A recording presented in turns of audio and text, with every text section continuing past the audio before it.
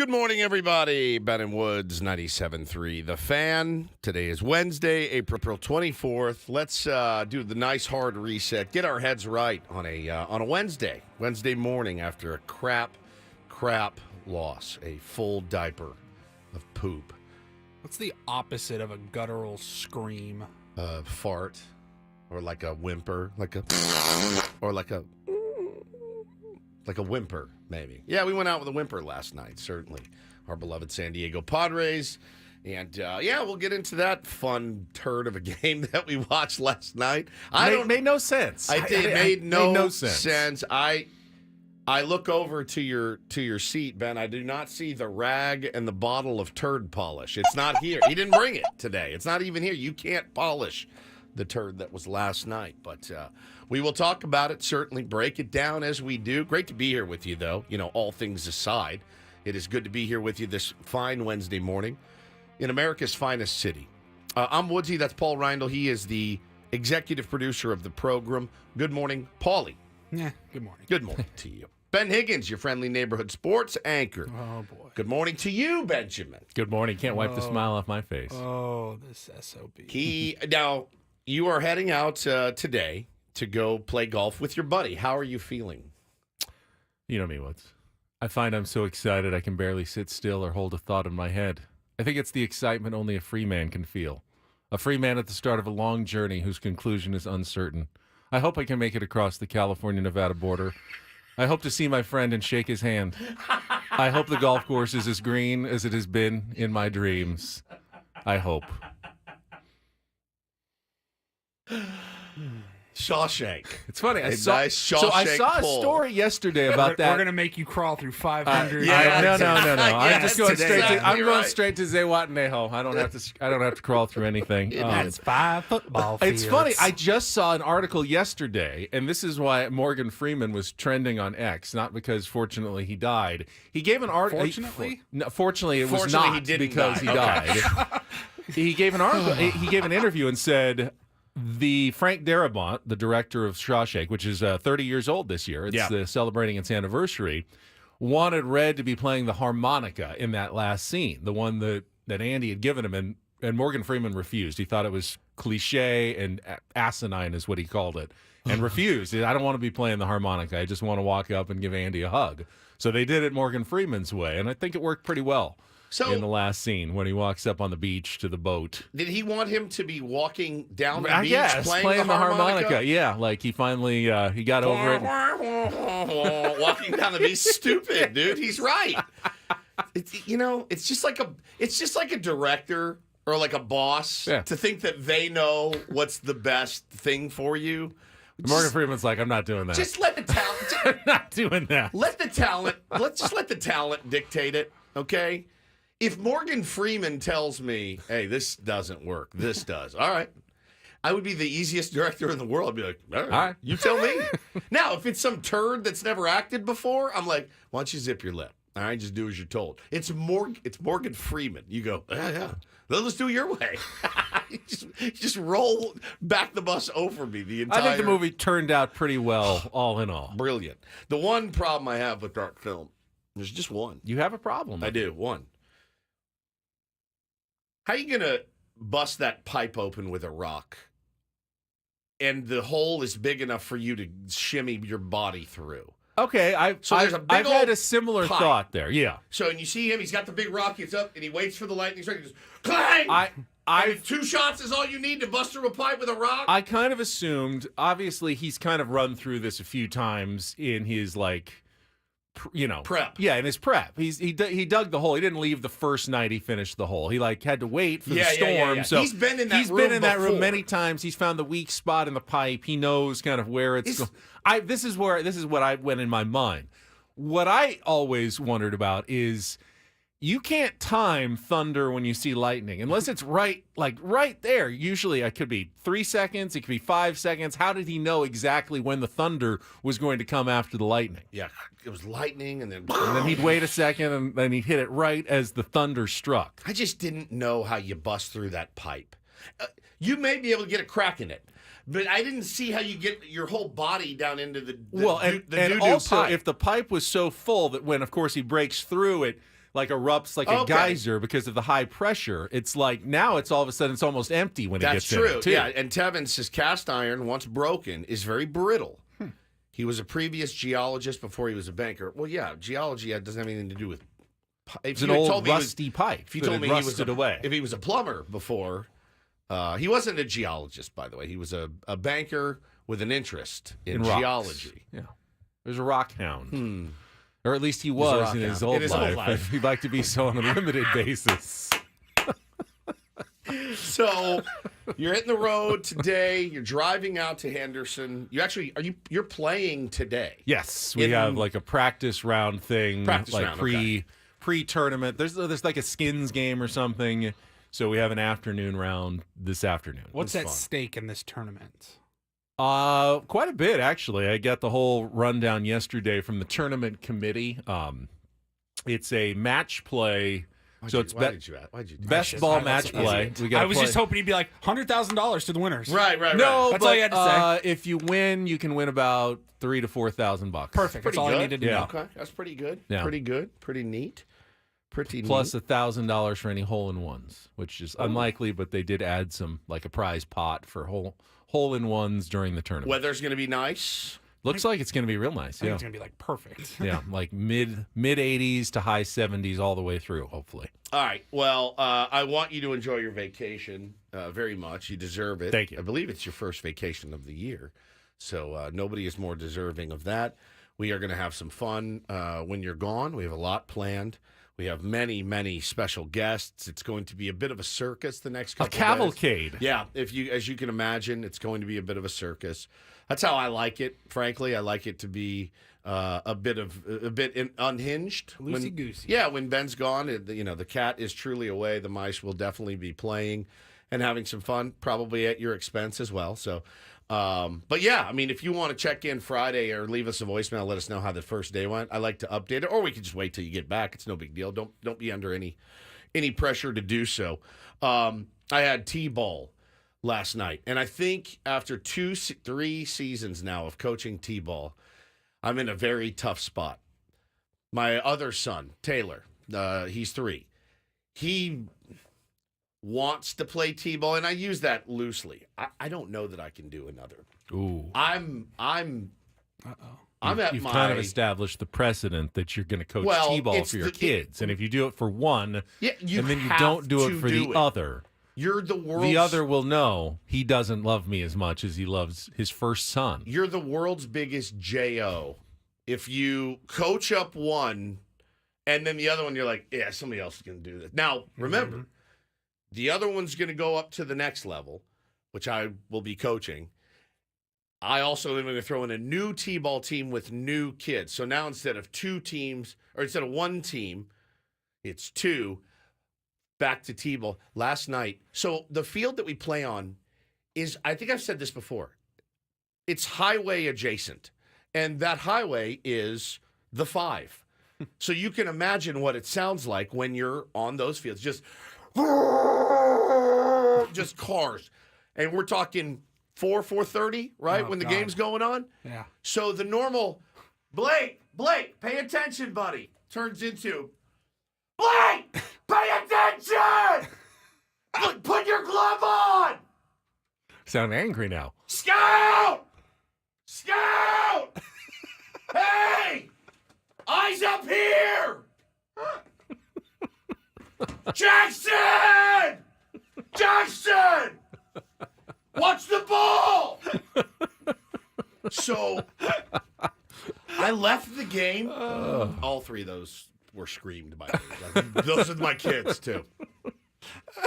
I left the game, you guys, and I was like this. I looked like I got out of SEAL training. I was like... I stumbled in. Staggering along. Hannah goes, let's take the kids to In-N-Out. I go, okay. So we go to In-N-Out. We're sitting there, and I'm sitting with my head in my hands at the table. If anybody saw me last night at In-N-Out, I'm not dying. I'm not depressed. I was exhausted. The 4 o'clock start time for 6-year-olds, they've been in school all day. Bro, you know what they want to do? They don't want to dial into the next pitch coming off the tee. They want to pick flowers and wrestle. And, like, I get it. I was getting some side eye from some of the parents last night because the other team was hitting piss rods up the middle. And I'm like, I don't want your kid to get hit in the face. Hence why I'm screaming at the top of my lungs at them to pay attention, right? I don't care if we win a game. I don't want them to get a black eye, get hit in the throat, not want to play baseball anymore. So I looked at Hannah. They called our order. You've wrecked your voice for the whole show here. Yeah. I called. I don't know that was worth it, but it was funny. They said, number 4, your order's ready. And I was at the table. Hannah goes, I'll get it. I was like, fine. I just sat there. She like brought it back and served me. I looked at her. I go, I don't know how much longer I got in this. She's like, well, you have to coach Taylor. And by extension, all of these other kids, their little brothers too and sisters. I go, hey, you don't know anything to them. You owe something to Bo and Taylor. That's it. But they're all going to be on the team. I'm like, holy cow. So I'm cashed. I'm putting the game on, and I watch the game starts. I'm like, oh, thank God. Oh, thank God. 4-1. We got this one in the bag. Be a nice, fun show tomorrow. And we all know what happened. It was excruciating, man. So, just my 2 cents, I would say, like, you're not a baseball coach by nature. You're not going to be Bo's high school coach or their travel ball coach or anything like that. I'll help in all of that until high school, yeah. At some point, though, you're going to let somebody else coach your children. Yeah. I would try to determine when that point is going to be for you. It's probably... And then however high level that gets for Bo, that's how much you got to coach Taylor.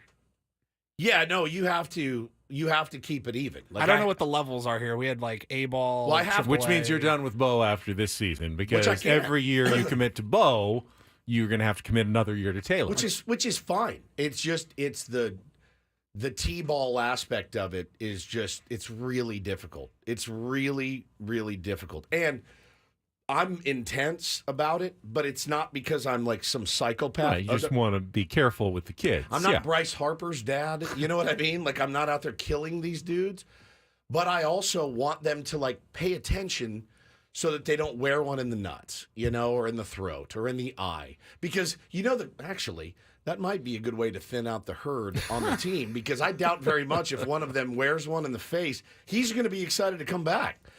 So, yeah, that was my night last night. It just is gnarly. And I know a lot of dads and moms out there, too, can relate. It is like, I'm telling you guys, it's the hardest thing I do. It's the hardest thing I do is trying to wrangle. I've got 11 Working kids. with that age group is exhausting no matter what. Shout out to the teachers out there. Kindergarten, first grade teachers. I'm telling you, Yikes. if you are a kindergarten, first grade, second grade, third grade your salary should be, I'm not joking when I say, at least $275 a year. Base, before bonuses and all the vacation, $275 a year is what it would take for me. I'd need $400 to go in and do that. Unfortunately, the sad reality is It's take a of zero that. I know. off, Yeah. and you're kind of more in that range. Bro, it's unbelievable. awful. Unbelievable. And I don't think the bonus structure is that great for elementary school teacher either. I don't think so either. Did we make our quota this quarter? Oh, can you write his name? Yeah, he used an extra $5,000, man. Holy cow, dude. All right, why don't you rest your voice? Don't speak again for a few minutes. Fine. We will come back Go get and some tea. set the menu. It is it's a red letter day of the calendar year for the Ben and Woods program. We'll tell you what we have coming up on the show today as we get into it here midweek Wednesday. So glad that you've all tuned in to us, Ben, Woods, and Paul on San Diego's #1 sports station. Let's check traffic with Kelly Danik here on 97.3 The Fan, and we'll be right back.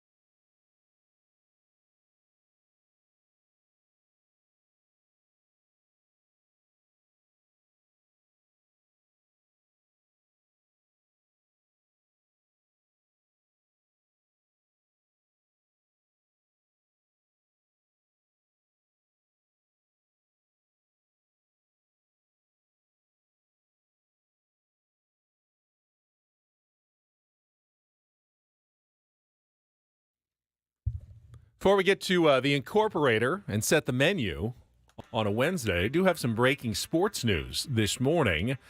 This statement, exclusive from ESPN, from the Heisman Trust, that is the organization, the committee that manages the Heisman Trophy.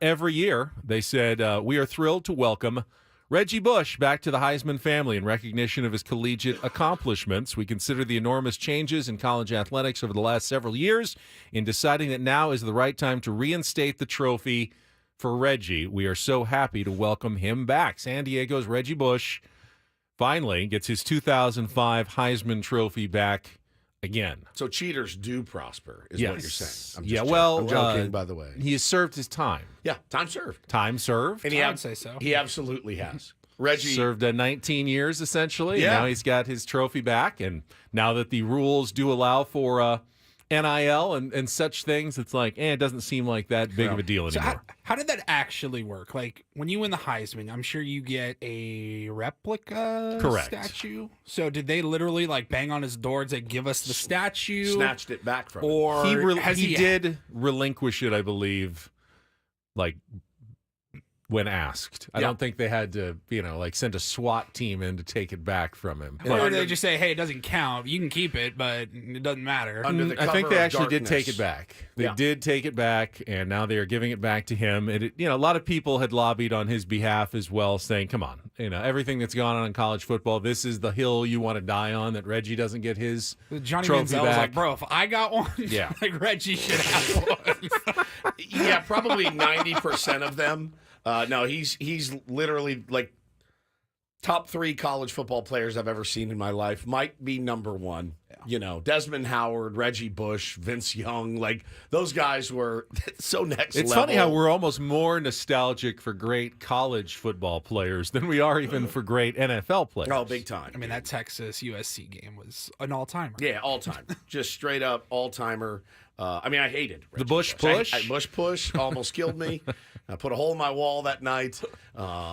So he got his back. He deserves it. He does. And I say that as a huge, huge Notre Dame fan. Reggie Bush definitely deserves We're that. playing NCAA football on PlayStation or Xbox, whatever it was, back in 2004, 2005. Didn't have the name, image, and likeness. They had a running back, number 5 from USC, Yeah, was really who good. was really good. Yeah, it was he like got a no cheat money code. for that. Got no money for that. That's right. And I remember when he was at Helix with Alex Smith, and you didn't know that both of them were going to go on to such prominence and greatness, but they were a really good high school football team. I would imagine. For sure. So congratulations to Reggie Bush on that news this morning. Here's what we've got coming up on the menu today. Coming up in our next segment, our Padres Wrap-Up. That's not going to go all that pleasantly for your San Diego Padres after last night's 7-4 loss to the Colorado Rockies. Can still accomplish what we told them to and take 3 out of 4, but now there's no margin for error with Matt Waldron on the mound today and Randy Vasquez tomorrow. So Yeah, I heard knuckleballs do really well in altitude. we'll see how that works really out. well. I told you. Well, we'll get into it in our next segment. Now at 7 o'clock, our once-a-year moment.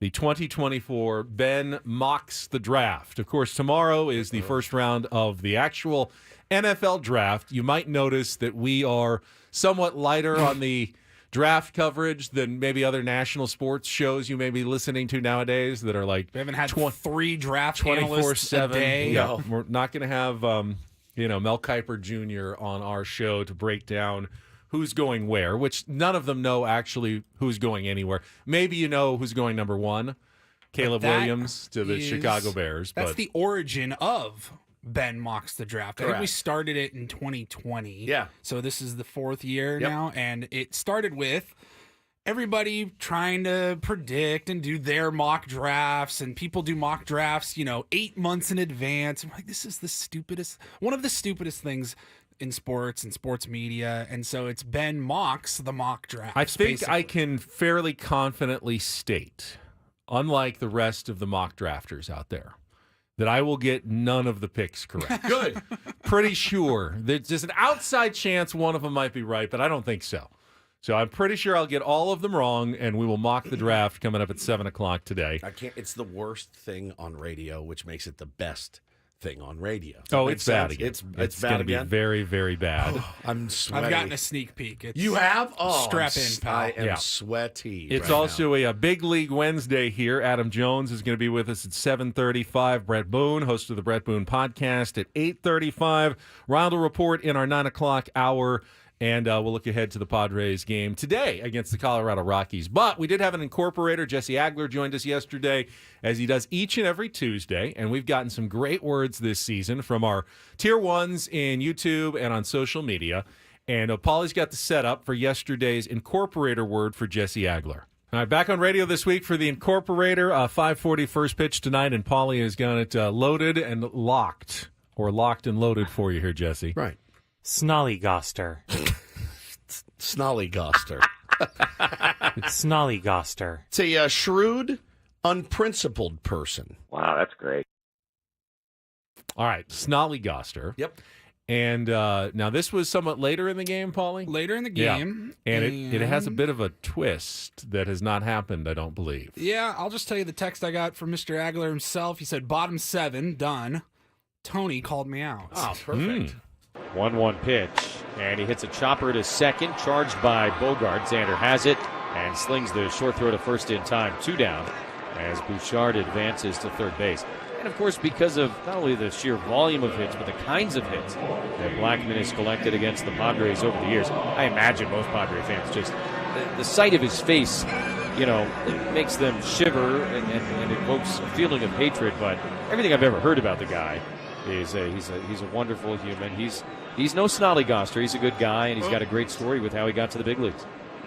Here's Ezekiel Tovar, who takes the curveball low, 1-0. First, a snolly what? Snollygoster. Like a bad guy or a... Okay. I know they certainly can't stand his face, Padre fans, and they certainly probably hate that walk-up song at this point. Swing and a miss, 1-1 on Tovar. When I hear that song, it makes me mad. I love It used that to be a good song, too. yeah. I really did blow out my pipes. Holy cow. I know. Tonight. Usually, for whatever reason, and maybe it's because Jesse's so good at slipping the words in, they kind of go right past Tony or whoever, Jesse is doing the game with that week. Because that's kind of part of his game. Let's see if I can weasel naturally weasel it in that no one notices. A snolly what? Snollygoster. Snollygoster. Fantastic work, as usual. Ted used to catch him a little bit more. We had a couple of times That where was he'd unreal. He'd have the diphthong. Diphthong. God, that was good. Pulled my diphthong in college. But Tony did notice that one, which I appreciate. He didn't say it was the Incorporator. I've got to imagine Tony's aware of the bit by now after many years, but did not catch that it was a Tuesday and perhaps there was a reason Jesse was using the word snollygoster on the broadcast. As usual, delivered that perfectly. All right, we'll come Things back. you have to worry about with that, your semivowels, your diphthongs, your triphthongs, your vowel breaking, all the different ways to say stuff, and you want to say it the right way for these guys. I pulled my diphthong in college. Oh, you don't want to do that. I was outside 6 weeks. It's an all-timer. That is an all-time Hall of Fame Incorporator moment. Oh, my God. So good. I pulled my diphthong in college. All right, we'll come back. First negative edition, losing edition of the Padres wrap-up of the week. Hear from Mike Schiltz and get into last night's loss to the Colorado Rockies. And then Ben mocks the draft in less than 30 minutes. Do not go anywhere, Tier 1s. It's Ben and Woods on San Diego's #1 sports station, 97.3 The Fan.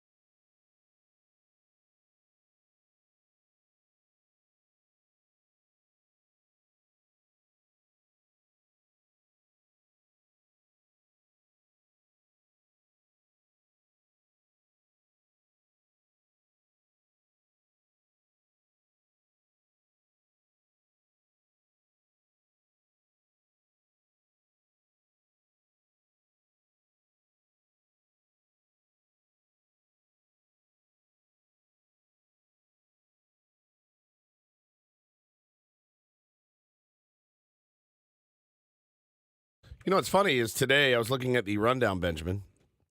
Today is actually Scream Day, which is weird because I just screamed my throat away. You do scream most days, I actually. do. I'm a big yeller. You are kind of a screamer. Yeah, I am a screamer. Yeah. Vociferously loud? Is that a word? Did I use that properly? I don't think so. Screamed quite You are vociferous. I am vociferous. That's not an adjective. Vociferously is certainly an adjective that you can use. I don't think you could be vociferously loud, or maybe that's redundant. Yes, maybe. I'm sorry, though. It's funny. Both of us said the same thing when we got in this morning. And you always have to be on your toes because this is the San Diego Padres. And the second you think one thing, the rug gets pulled out from under you. And both of us, for like the first time all season, other than like the game where they scored like double-digit runs and it's late in the game, but like early in a game, early offense, they're up 4-1, and both of us thought, all right, I'm feeling really good about this game. Didn't say it out loud to anyone. Nope. Didn't jinx it or anything. Didn't text each other. But I did. Nope. I did think it to myself, like, okay, I'm feeling good about this one. Michael King's on the mound. He's looked sharp. He's thrown like 20 pitches. The other guy's thrown like 90 pitches in 4 innings. You're just perfectly set up. You're going to get into that bullpen early. This is exactly what I wanted to see from the San Diego Padres today. Exactly. 100%. Scored early. Yep. Scored early. Had a nice little lead there. Yep. You had King throwing the ball well, as you said. They made a point on the broadcast to say, listen, just get into that Rockies bullpen. You're going to be fine. Feltner was, whatever. But yeah, I really thought we got this one on lock. King's going to go 5 or 6. We'll turn it over to the bullpen. We'll add on, and that'll be ball game. And we got this one in the bag. So what happened? Well, the one thing I said you can't really let the Rockies do happened in that game. We'll go through it in our Padres Wrap-Up that's coming up right after this check of traffic on 97.3 The Fan. From the 97.3 The Fan Traffic Center, here's Kelly Danick. Traffic is sponsored by Air Max, San Diego's highest rated heating and air company. Well, the crash has been moved out of lanes on northbound 5 before Carmel Valley Road, mostly over the right shoulder now. So good job there, emergency crews. North 5 before Carmel Valley Road, just seeing a little bit of slowing there. And fortunately, no other problems on our roads this time.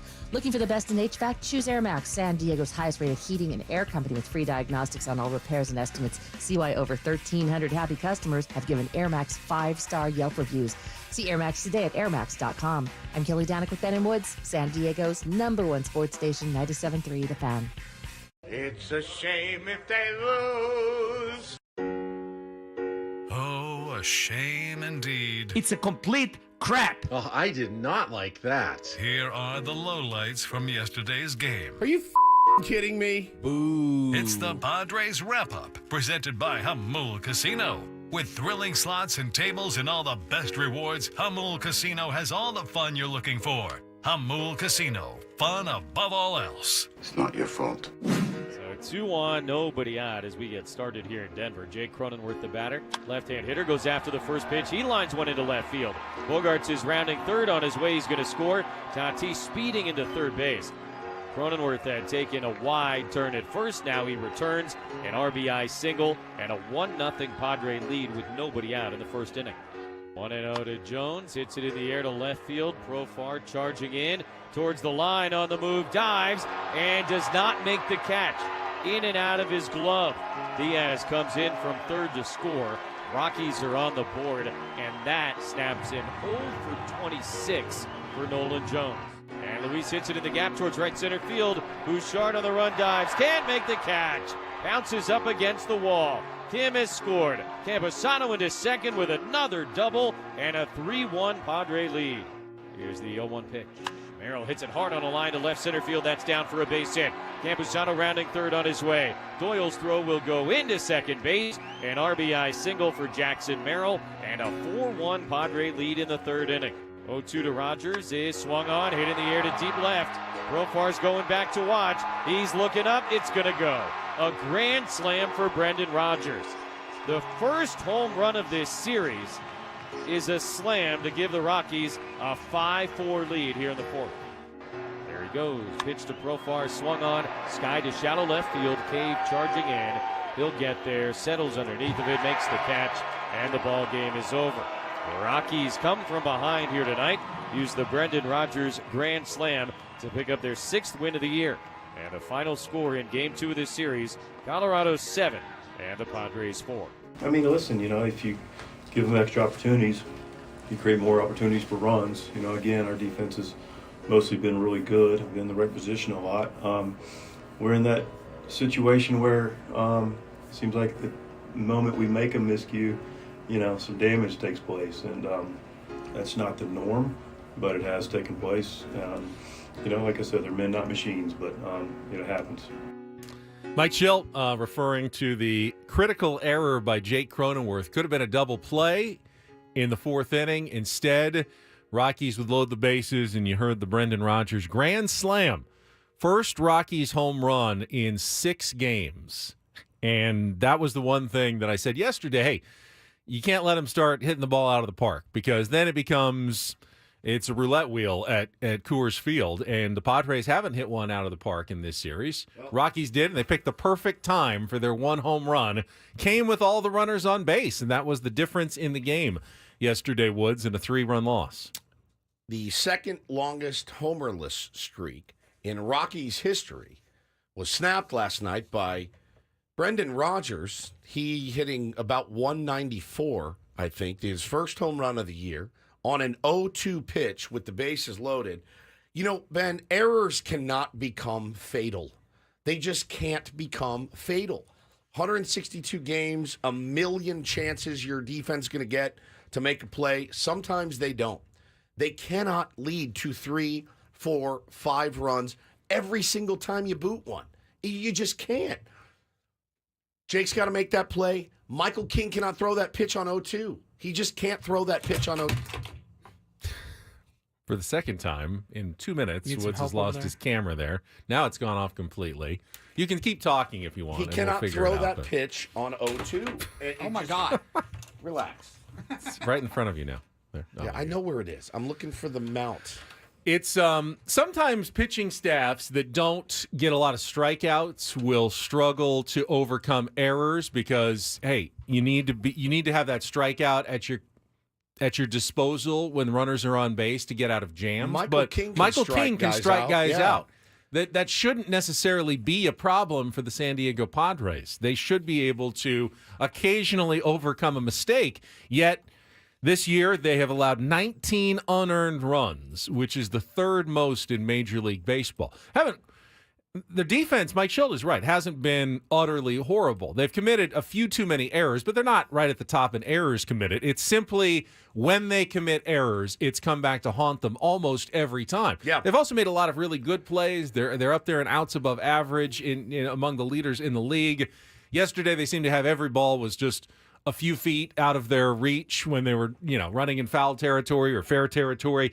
Just couldn't quite get there in the massive expanse that is the Coors Field outfield. But yeah, I mean, you blame the defense on an error. Obviously, you've got to make the play. But once the play is not made, the Padres pitching staff has not done nearly a good enough job of mitigating the damage and limiting it to at most a run, there. And in this case, the Rockies ended up with a 5-run inning. A couple of them were unearned, obviously, against Michael King. But what actually bothered me more about that game yesterday, and Mike Schilt kind of disagreed in his post-game comments when he was asked what he saw, and we can play it later when we probably get your camera fixed. But what he said, what did I see? I saw a good relief pitching by the Rockies. I saw a balls hit right at guys in a lot of situations.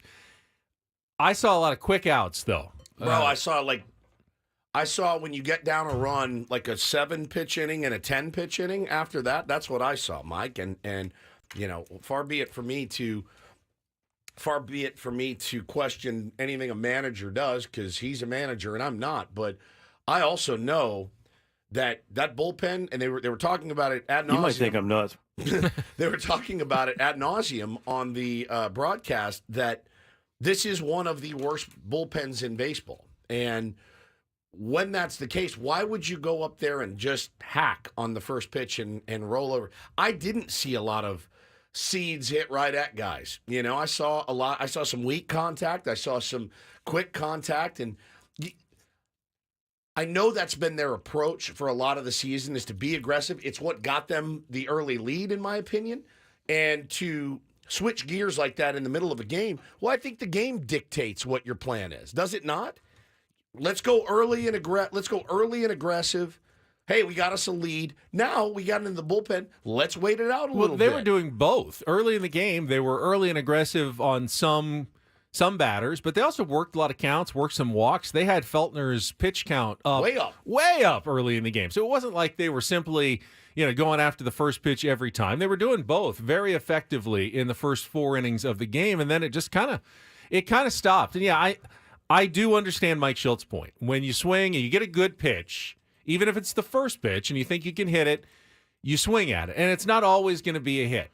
I do have a lot of people in my comments that when the Padres offense is not performing, I get they're swinging for the fences too much when they hit fly balls. But then I also get they're hitting too many ground balls at the same time. Correct. So I do see a lot of that. Now, both of those can't be true. It's very simple.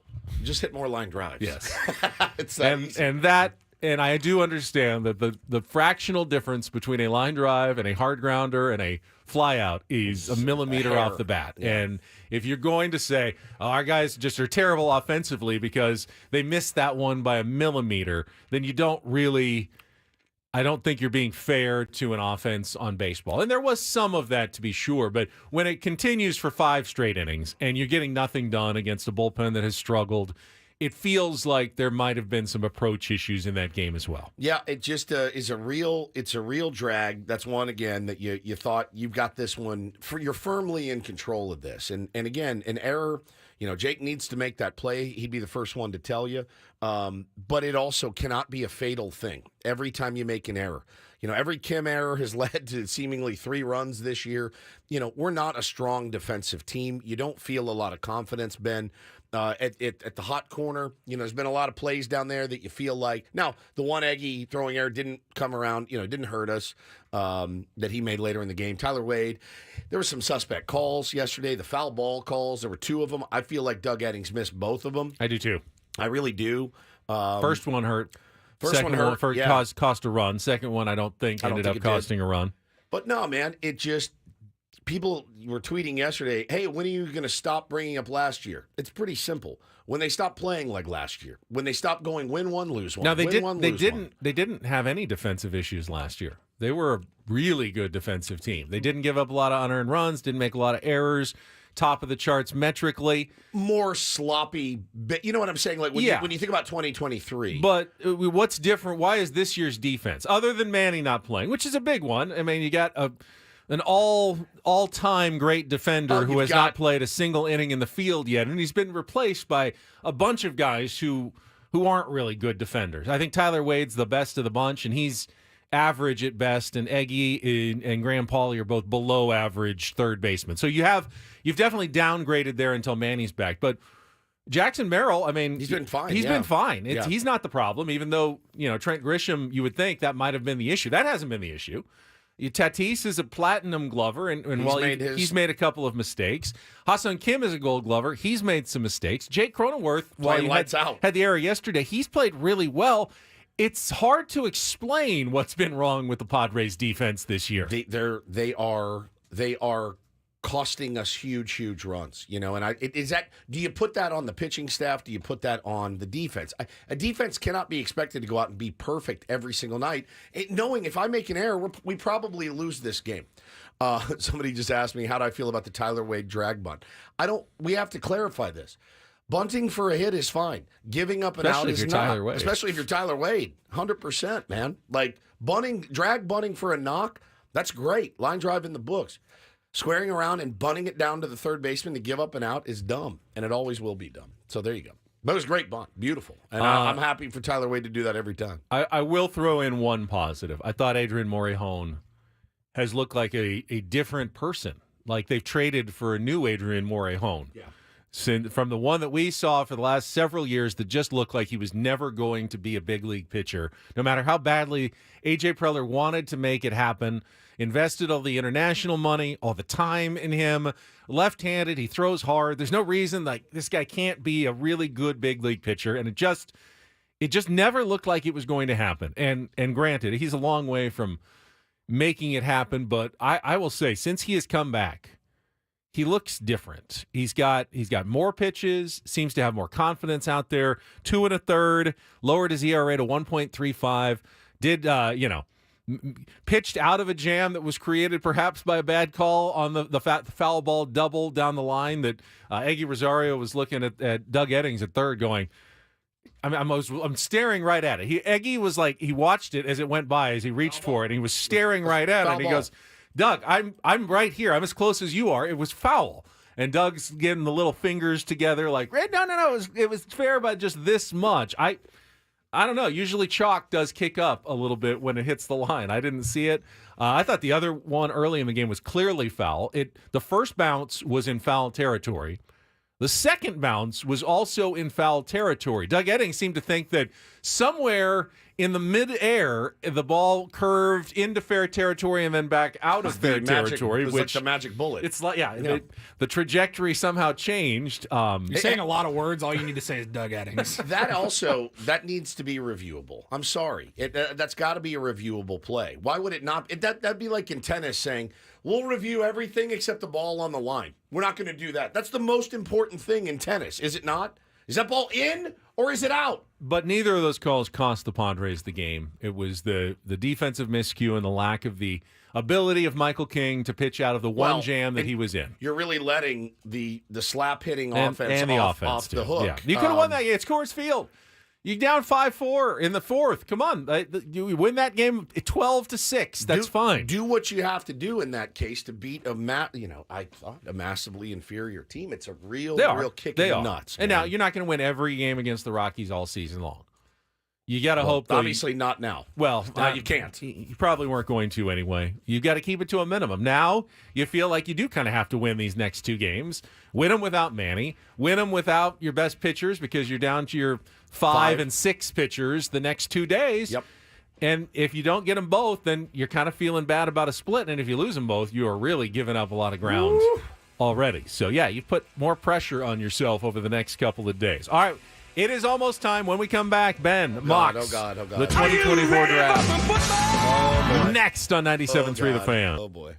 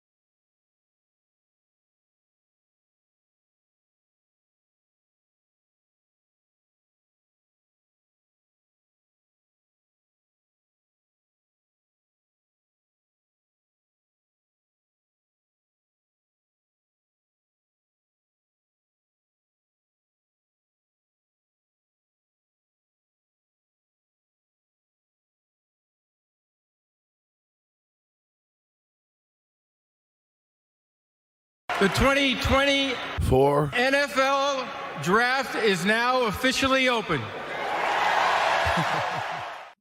All right, it's the moment we've been waiting for all year long. I'm sick to my stomach, excited, nervous, the whole thing. So the rumors are flying. I can tell you that. There seems to be a lot of trade chatter lot of here activity early in the first round. Schefter's phone's just blowing up right now. Could go down, yeah. The text messages are flying fast and furious around the league at the moment. Everyone anticipating the most important mock draft of all. maybe the best idea we've ever had, to be honest with you. I put this on the Mount Rushmore of Ben and Woods bits. I think this might be the worst one of all time. I really outdone myself. Bro, it'd be hard to top last year or the year before that. But let's give it a shot. All right, let's start it. Let's start it off with the number one pick. The pick is in. With the first pick in the NFL draft, the Chicago Bears select Joe Alt, offensive tackle, Notre Dame. In a shocker, the Bears decide against taking a quarterback at number one. Instead, Bears coach Matt Eberflus says, quote, his team will run the keyboard offense. It's an option shift with Alt deleting the opposing defensive lineman to open up space and control and command the line of scrimmage and return the Bears to glory. It's actually beyond brilliant. I mean, that was beyond brilliant. Also, I love Joe Alt, so that was thought you'd like brilliant. I thought you'd like a Notre Damer there at number one. What a shocker! Now listen, you've already just reeled me in. This is already a dub in my eyes. That's brilliant, Ben. We're off and running. We don't wait. 15 we don't need to wait minutes. 15 minutes for the next pick. The picks are already in. with the second pick in the NFL draft, the Washington Commanders select Caleb Williams, quarterback out of USC. Williams immediately announces his intention to enter the transfer portal. Quote, I really would have been okay playing for the Bears, but there's no chance I'm playing for the Commanders. Not bad at all. All right, let's move on. All right, third pick is in. The joke is he makes it so literal. I know. I will not play here. I don't want to because they are a bad team, and I would like to play elsewhere. I like to put some big names in there as well. I know you do. Third pick. The New England Patriots are on the clock. Let's go to the podium. There he is. with the third pick in the NFL draft, the New England Patriots select. Now this is a surprise. Christian Mahogany, guard out of Boston College. New coach Jared Mayo trying to rebuild the offense and franchise after succeeding Bill Belichick. Quote, we'd never pass up an option to remodel our line with rich mahogany. We're also planning to add many leather-bound books to the organization. Oh, my God. His laughter after he just likes gets that me one. every year. He really liked that one. There's some chatter going on now. I'm hearing some chatter. Oh, no, some moves. Oh, yeah, some text messages coming in here. We have our first trade. Yeah, we do. Of the Vikings were on the clock. They are no longer on the clock. Let's go to the commissioner. The Minnesota Vikings have traded the fourth pick to the Los Angeles Chargers. With the fourth pick in the NFL draft, the Los Angeles Chargers select. The Los Angeles Chargers have traded quarterback Justin Herbert and the 11th overall pick in the first round to the Minnesota Vikings for their number 4 overall selection. And they have selected J.J. McCarthy, quarterback out of Michigan. Jim Harbaugh immediately guarantees McCarthy will win 8 Super Bowls, surpassing Tom Brady. And he then announces that in lieu of training camp, the Chargers will get ready for the season by watching every rerun of Judge Judy. No, that one didn't work for you. Because it's a Harbaugh's Jim weird. Harbaugh was in the background of a Judge Judy taping. It's a Harbaugh's really weird kind of joke and kind of loves J.J. McCarthy a little too much. Well, I knew that, but I didn't know about the Judge The Judge Judy thing, yeah. I know that he's obsessed with Judge Judy. He did get caught on the sideline eating a booger. I might have gone to that joke because he is a notorious booger eater. That could have worked too. Yeah, that's all right. Well, they don't all. They're not all deadly. Let's get back to it. Arizona Cardinals are on the clock. That was the first one to make me sweat. That one made me sweat a little bit. With the fifth pick in the NFL draft, the Arizona Cardinals select Zach Zinter, guard out of the University of Michigan. Arizona GM Monty Ossenfort really liked what he saw at the Combine. Quote, at 6'6", 332 pounds, he's got legs and he knows how to use them, so we had ZZ top of our draft board.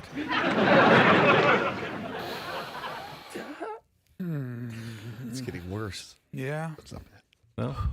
ZZ Top, huh? Yeah, Zach Zinter, ZZ. That's his nickname, Top. ZZ. A lot of ZZ linemen moving in the a lot of offensive linemen in the first. My draft, I believe in building from the trenches out. Outward, yeah. Yeah. It's like golf. You work green out. That's exactly right. I think it's a wise strategy. Oh, man. Well, this just, I'm pouring sweat right now. The New York Giants are on the clock with the 6th pick, and this just came across the board here that we have another trade, ladies and gentlemen. The New York Giants have traded the 6th pick to the Tampa Bay Buccaneers. With the 6th pick in the NFL draft, the Tampa Bay Buccaneers select TJ Tampa, cornerback from Iowa State.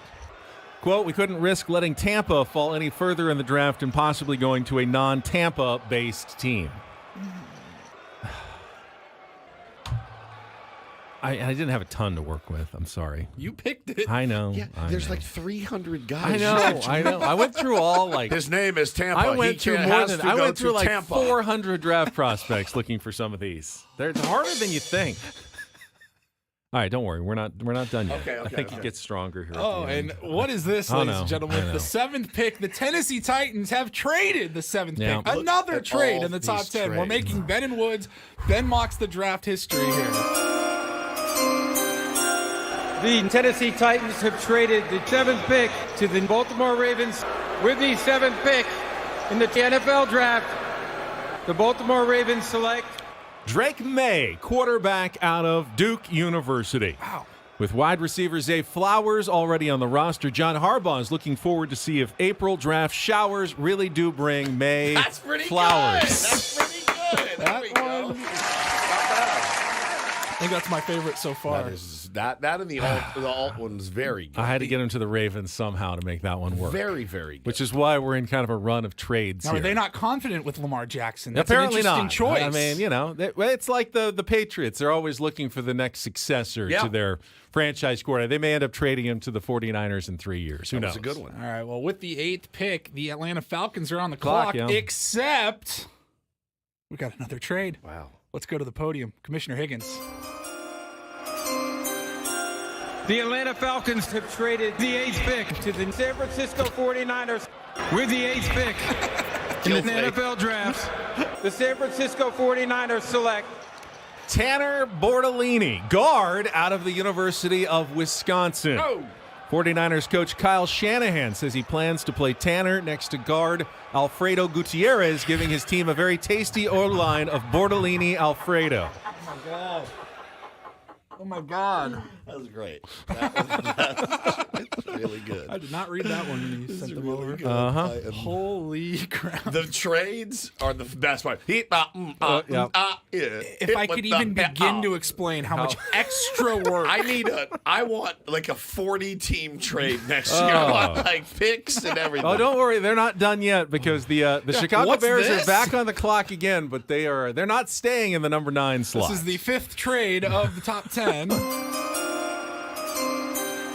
the Chicago Bears have traded the 9th pick to the Kansas City Chiefs. With the 9th pick in the NFL draft, the Kansas City Chiefs select Kool-Aid McKinstry, cornerback out of Alabama. You knew that was coming at some point. Chiefs GM Brett Veach couldn't resist the opportunity to pair Kool-Aid McKinstry with Kool-Aid Man head coach Andy Reid. Reached for comment. All Veach had to say about the pick was, "Oh yeah!" Oh yes! Wow, that was great. Great. Wow. Is that it? No, we got to still more. wrap up the top 10. Plus a little surprise. All right. The New York Jets are on the clock. You know they're going the to butcher 10th pick. this. Yeah. They actually the Jets. They just got the pick in time, and they are on the clock. Here's the commissioner. with the 10th pick in the NFL draft, the New York Jets select Malik Neighbors, wide receiver out of LSU. Not only is it a new pass catcher for Jets veteran quarterback but we all know Mr. Rogers loves to sing about his neighbors. Oh, very good. That's a good one, too. Very, very good. There's your top 10. But fast forward the clock 3 days, because we also have the 248th pick of the draft in. Now, Paulie could not find Roger Goodell announcing the 248th pick of the draft. He didn't stick around for the last day. Because that is Mr. Irrelevant. Mr. Irrelevant. The Buffalo Bills have selected Frank Crum, offensive tackle, the University of Wyoming. Said Bills GM Brandon Beane, every other decent draft prospect was taken. All we were left with was one last Crum. I love it. I love it. It was really good. There's a couple turds, but it was, for the most part, it was Usually really... there's about 6 turds. Today, there, the turds were minimal. Benjamin. It was really good. Ben, you knocked it out of the Well park. done. Well done. I know it's not easy. That is. It's hard to watch the chat just kind of going along, going, this is the worst segment of all time. This is the most horrible thing I've ever heard in my life. Don't ever look at the chat. Ever, Ben. I just always like to think about new listeners. Like maybe somebody flipped over in traffic to 97 for the first time. Yeah. And they like, hear that. let's give these jerks a chance. And they hear that, and they're like, what the F is happening? I loved it, man. That's so well done, Ben. So well done. I really liked the Bortolini Alfredo. It was great. I loved the Control Alt Delete was fantastic. Kool-Aid Man was amazing. The Harbaugh one didn't really land, but that's all right. That's fine. Can't all be winners. Did my best. I mean, it's such a hard bit to do, and you have to write it out. I mean, it's very difficult to do.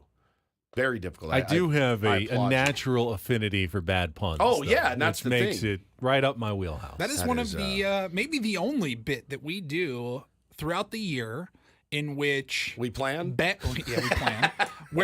Where Ben puts in a ton of time and effort. Yeah, I put in. You a guys time, just get surprised at the what end. shows up? I don't. That's what happens to Ben all the time. I don't do one. I'm like, let's go, and I'm like the arbiter of the whole thing. Typically, it's me and Woodsy going, Ben, don't worry, just trust us, just roll with us. Yeah, don't worry about it. You don't have to do anything. That was really good. Really, really good. And Ben Mocks' draft is never going away. Just so as long as we are a show, we will be mocking the draft forever and ever. And there's some of those names that you mentioned. There'll be top 10 picks for sure. Caleb Williams, most definitely. Yeah, there are a few possible ones. Like I don't think I got any of them right, but you'll hear some of those names called tomorrow. In fact, you'll hear them called right here for those of you who take the draft a little more seriously than we do. We will have NFL draft coverage for you after the Padres game tomorrow night from 5 to 9, the entire first round. Chris Ello, Braden Soprano, and Matt Scraby are going to be hosting our draft coverage. Live feed from the podium for every pick. So if you are driving around, you want to hear, who goes where, which I think most of us are curious about. What I don't like is the obsession before the draft. Just let it happen. It's going to happen. Teams have to be obsessed, but as fans, I'm willing to just wait and see who goes where. Just because you think you know what's going to happen beforehand doesn't change what actually happens in the draft. So you'll find out just with everybody else right here on 97.3 The Fan. The one thing you can be assured of is that every single team in the first round, quote, got their guy. Yeah. Every single team in the first got their guy. And you'll also get all the grades from the experts after the draft. Some will get A's, some will get F's. They still don't know. They still don't know how these picks will eventually turn out. But I do expect Caleb Williams, obviously, to go number 1 to the Chicago Bears. They made that pretty obvious. They say they know their pick, and you have to wait and find out. But the thing that drives me nuts, I'd be pretty shocked if it wasn't him. It drives me nuts. You're the first team on the clock. You could say. You don't have to wait 15 minutes. No, well, you don't know. You don't. But you want 15 minutes of national coverage on ABC and ESPN and NFL Network where they're talking about your team. Hold on. Why? Because you're trying to build some excitement for the new player you're about to get. What is that? Then again, they're talking about the fact that you were the worst team in football, and that's why you have the number 1 pick. And, if you just make that pick, if you make that pick with one, all right, here we go, pick is in, it's Caleb Williams, they're still going to talk about it for 15 minutes. Yeah. They really will. The second team also, they got a pretty damn good idea who's going ahead of them and who they're going to take. They don't need to take 15 minutes. I think if I want to mess, if I'm a GM, I want to at least mess with the guy behind me a little bit. Leave some uncertainty to the next team. Here's a good idea for next year. Let's get Goose Gossage to mock Ben mocking the draft. Goose comes You're in. a draft nerd. Yeah, he comes in and just rips you for your mock draft. Maybe he likes the mock He draft. might. I don't know that we might can ever enjoy have that Goose segment. Gossage on the show again live. Unless we do a podcast. We have to record it Yeah. and let him go. You knocked that out of the park. All you'd hear is just beep, beep, Yep. beep, beep. You Is crushed it really 15 minutes for every pick? Yeah, I think Just so. in the first round. Just yeah. the first round. Well, Okay. there's only 32 picks, and it's a 4-hour show. So, you That's need to absurd. stretch it out a little bit.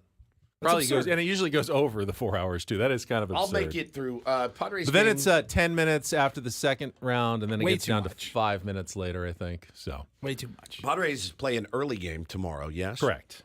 So- It's Ben and Woods minus Ben round table into Sammy's pregame show, into Padres baseball, into the postgame show, into the draft coverage. It's going to be a weird lineup tomorrow on 97.3 The Fan. Yeah. Yeah, it is a little bit odd.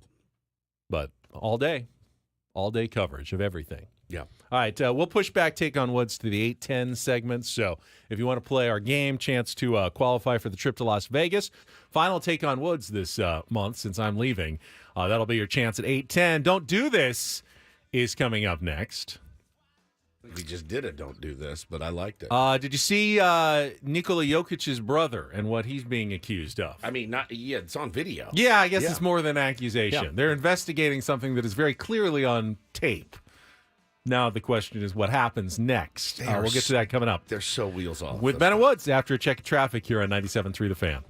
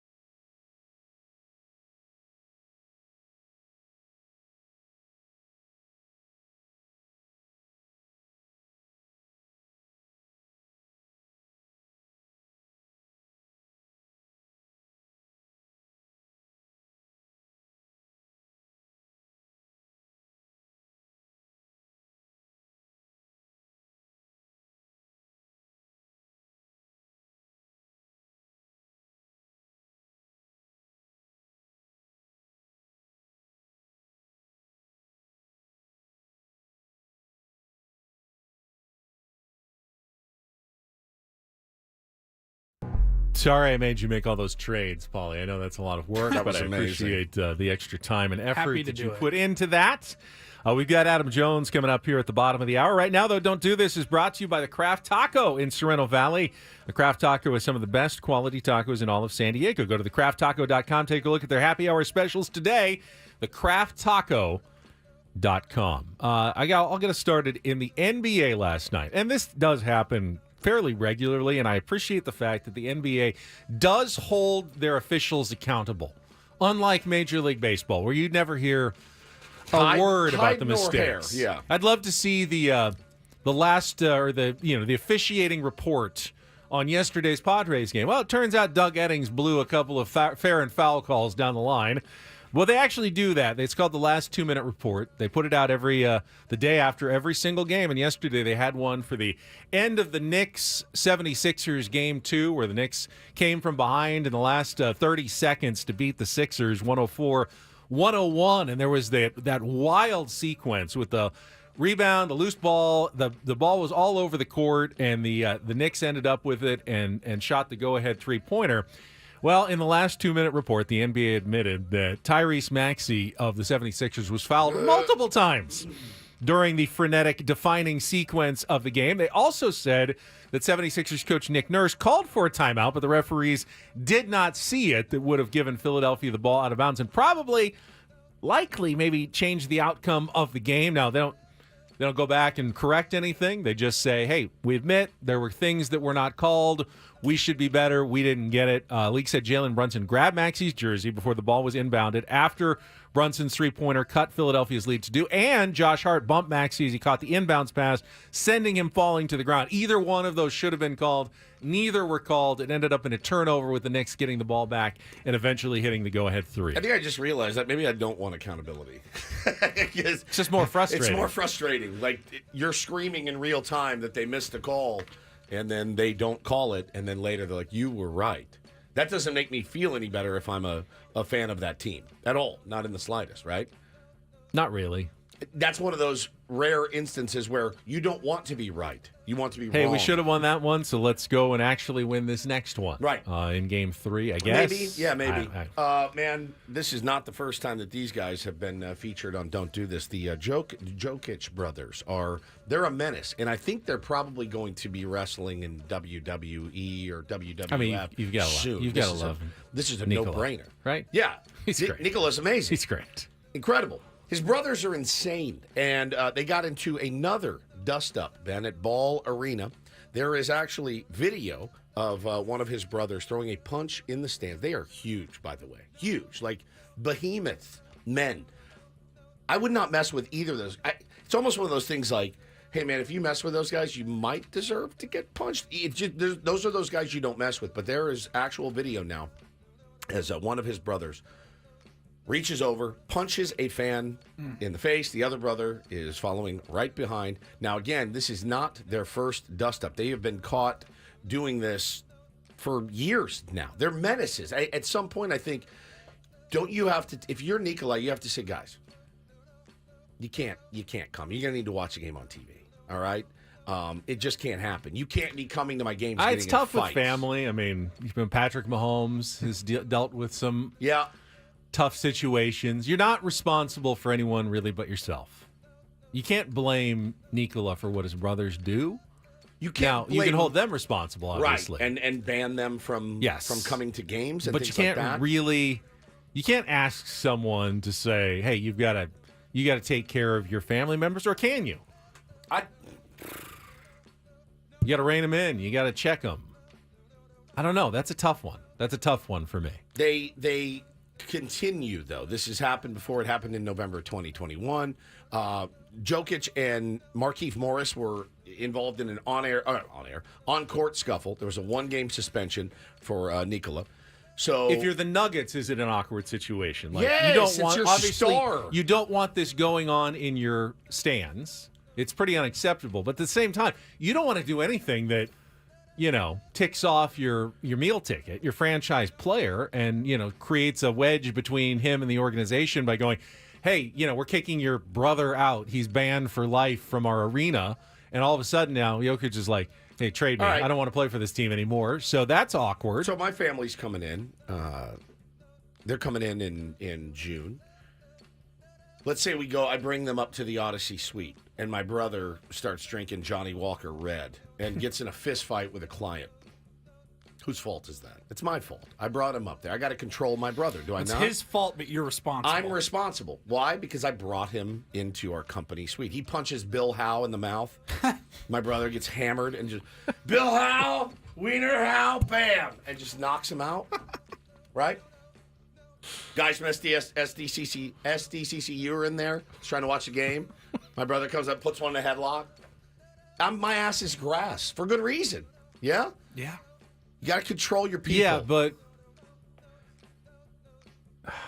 you got to control your people. Period. what? Okay, Yeah, fine. but there's no but. You But have then to control what your are the people. Nuggets going to do to Nikola? Like Your you're brothers can't suspended? come anymore. No, you're suspended. Yeah, they can No, say your brothers can't well, come they anymore. they certainly have the power to say that. Correct. It's They their have- arena. they have to. They can ban those guys, but is it at the risk of alienating your superstar player? Sucks. Hey, man, you Can Adam risk alienating you? Yes. If by- it's my brother that does it, 100%. 100%. That would not alienate me. I'd be mortified. Fair enough. Maybe that's the problem. That maybe Nikola's not mortified enough. Yeah. By his brother's behavior. I don't think he I cares always feel very like Patrick much. Mahomes is kind of mortified. I feel like he is too. He just puts his head down. Oh my God. Yeah. Get me out on the field. Get me on the field. Get me on the Please. field. Get me on the field. Yeah, it's crazy. But he also wants to be able to, have Knock a it happy off. Thanksgiving when he goes home Right. and doesn't want to be the Right. bad guy. That's the tough situation I'm thinking of. My brother punching Bill Howe in the mouth would be not great for anybody. No. All right, finally, do this on a Wednesday. DD Mega Doo-Doo. And we already mentioned it. Breaking news earlier this morning. Got a couple updates here, though. Reggie Bush You're is gonna jam this story down my throat all day. I am. It's Trojans. I'm Perfect. sorry, but he is getting his 2005 Heisman Trophy back. It was announced by the Heisman Trust this morning. Just had a statement into ESPN from Reggie Bush here.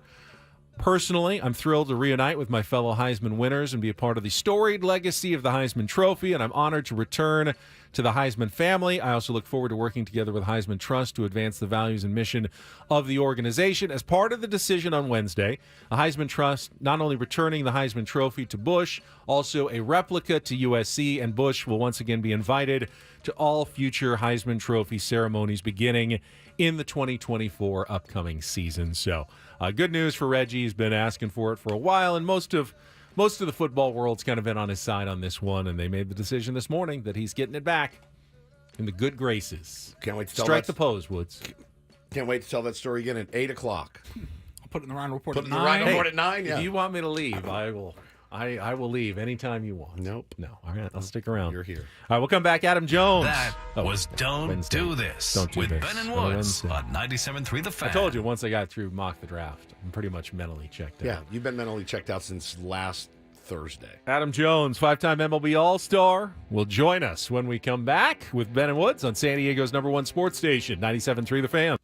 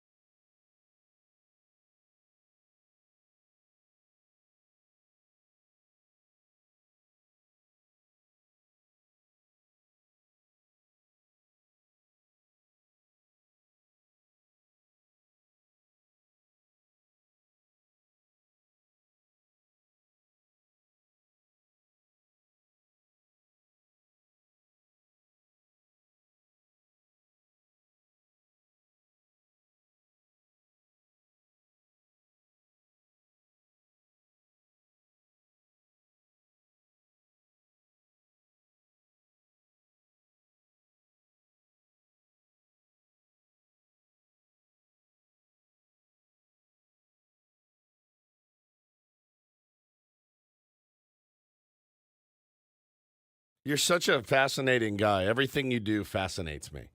I looked over at him, and he was grinning from ear to ear. I was? Yeah, you were on your I phone. didn't realize I was so happy. And I said, what are you doing? You looking at the Eater app or something? Just plotting out your meals on the road? Like, I know you. I've already done that. You've done that. Don't need to. What do you think? I'm going to wait until the last minute to No, plot it's out my true. meals on the road? And you said, no, my buddy Scott's going to the grocery store for us, and he wanted to know what I ordered. And I said, well, tell me everything. You just had one I'm request. not planning. I don't do a lot of snacking anymore. Yeah. That's just. But I did have one request. I like when I get up, have a glass of cranberry juice cocktail, like Ocean Spray. Right. I mean, a lot of people have cranberry juice with breakfast, right? I've never seen it. Really? Never once. My grandfather always used to have it with his breakfast. So when I went to my grandmother's house, I'd have orange, apple. I don't dislike orange juice, but it's not ever my favorite. Yeah. Cranberry is maybe too acidic, but I like the tanginess of the cranberry. It's good for your urinary scene. That's right. I have never had a urinary tract infection. Knock on wood. See how I knocked on the table and I didn't knock over your camera as well. If you do it gently, you don't knock everything over, and hopefully I never will. You get me every day. Having some cranberry juice. Every day he gets me. East County Chris says cranberry vodka. Yeah. You can also mix it if you got some Tito's or something like that into a quick cocktail if necessary. That's right. Delicious. Let's go out to the but phones. my friend had no idea about cranberry juice. Why cranberry juice cocktail? Because just straight cranberry juice is horrific. It's a gasoline. Has anyone ever tried straight cranberry disgusting, juice? Dude. My God. Maybe Adam Jones has. It's so bad. All right, we will check traffic, and Adam Jones will join us next here on 97.3 The Fan. Traffic is sponsored by California Coast Credit Union. Seeing a lot of the usual slowing in the usual spots. We're looking at you, westbound 52 heading out of Santee, but just one accident to mention here. This is westbound 8 at Lake Jennings Park Road. Appears to be in the center divide. With MasterCard Local, Cal Coast Credit Union members can earn 5% cash back on purchases made with Cal Coast MasterCard credit and debit cards every time they shop at participating businesses. Learn more at calcoastcu.org/shop-local. And Kelly Danick with Ben and Wood, San Diego's number.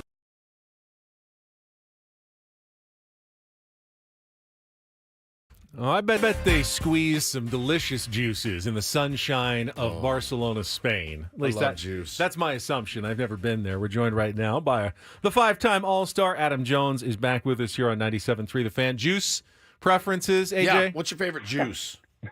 I like apple juice. I hear you guys talking about cranberry juice. Mm-hmm. I mean, that's generally you drink that when you're a bit backed up. Prune juice, you can do that if you want to really want to get rid of something. But no, I like a simple apple juice. My kids like orange juice, but I like apple juice. I drink it out of the jug. Not out of a box? No, out of the jug. With a Every straw. day. Nobody else drinks it. Martinelli's is amazing. That's the fancy kind. It's I like very that. fancy. Yeah, Ben. Well, fancy Ben I'm approves fancy. of Martinelli's. That's true. How's everything, man? You doing good? No complaints. Something just came across my board the other day about going to possibly go to India and doing something against a cricket player. So you know what? There's some cool things. Yeah, some cool things is coming up. The Orioles are playing good.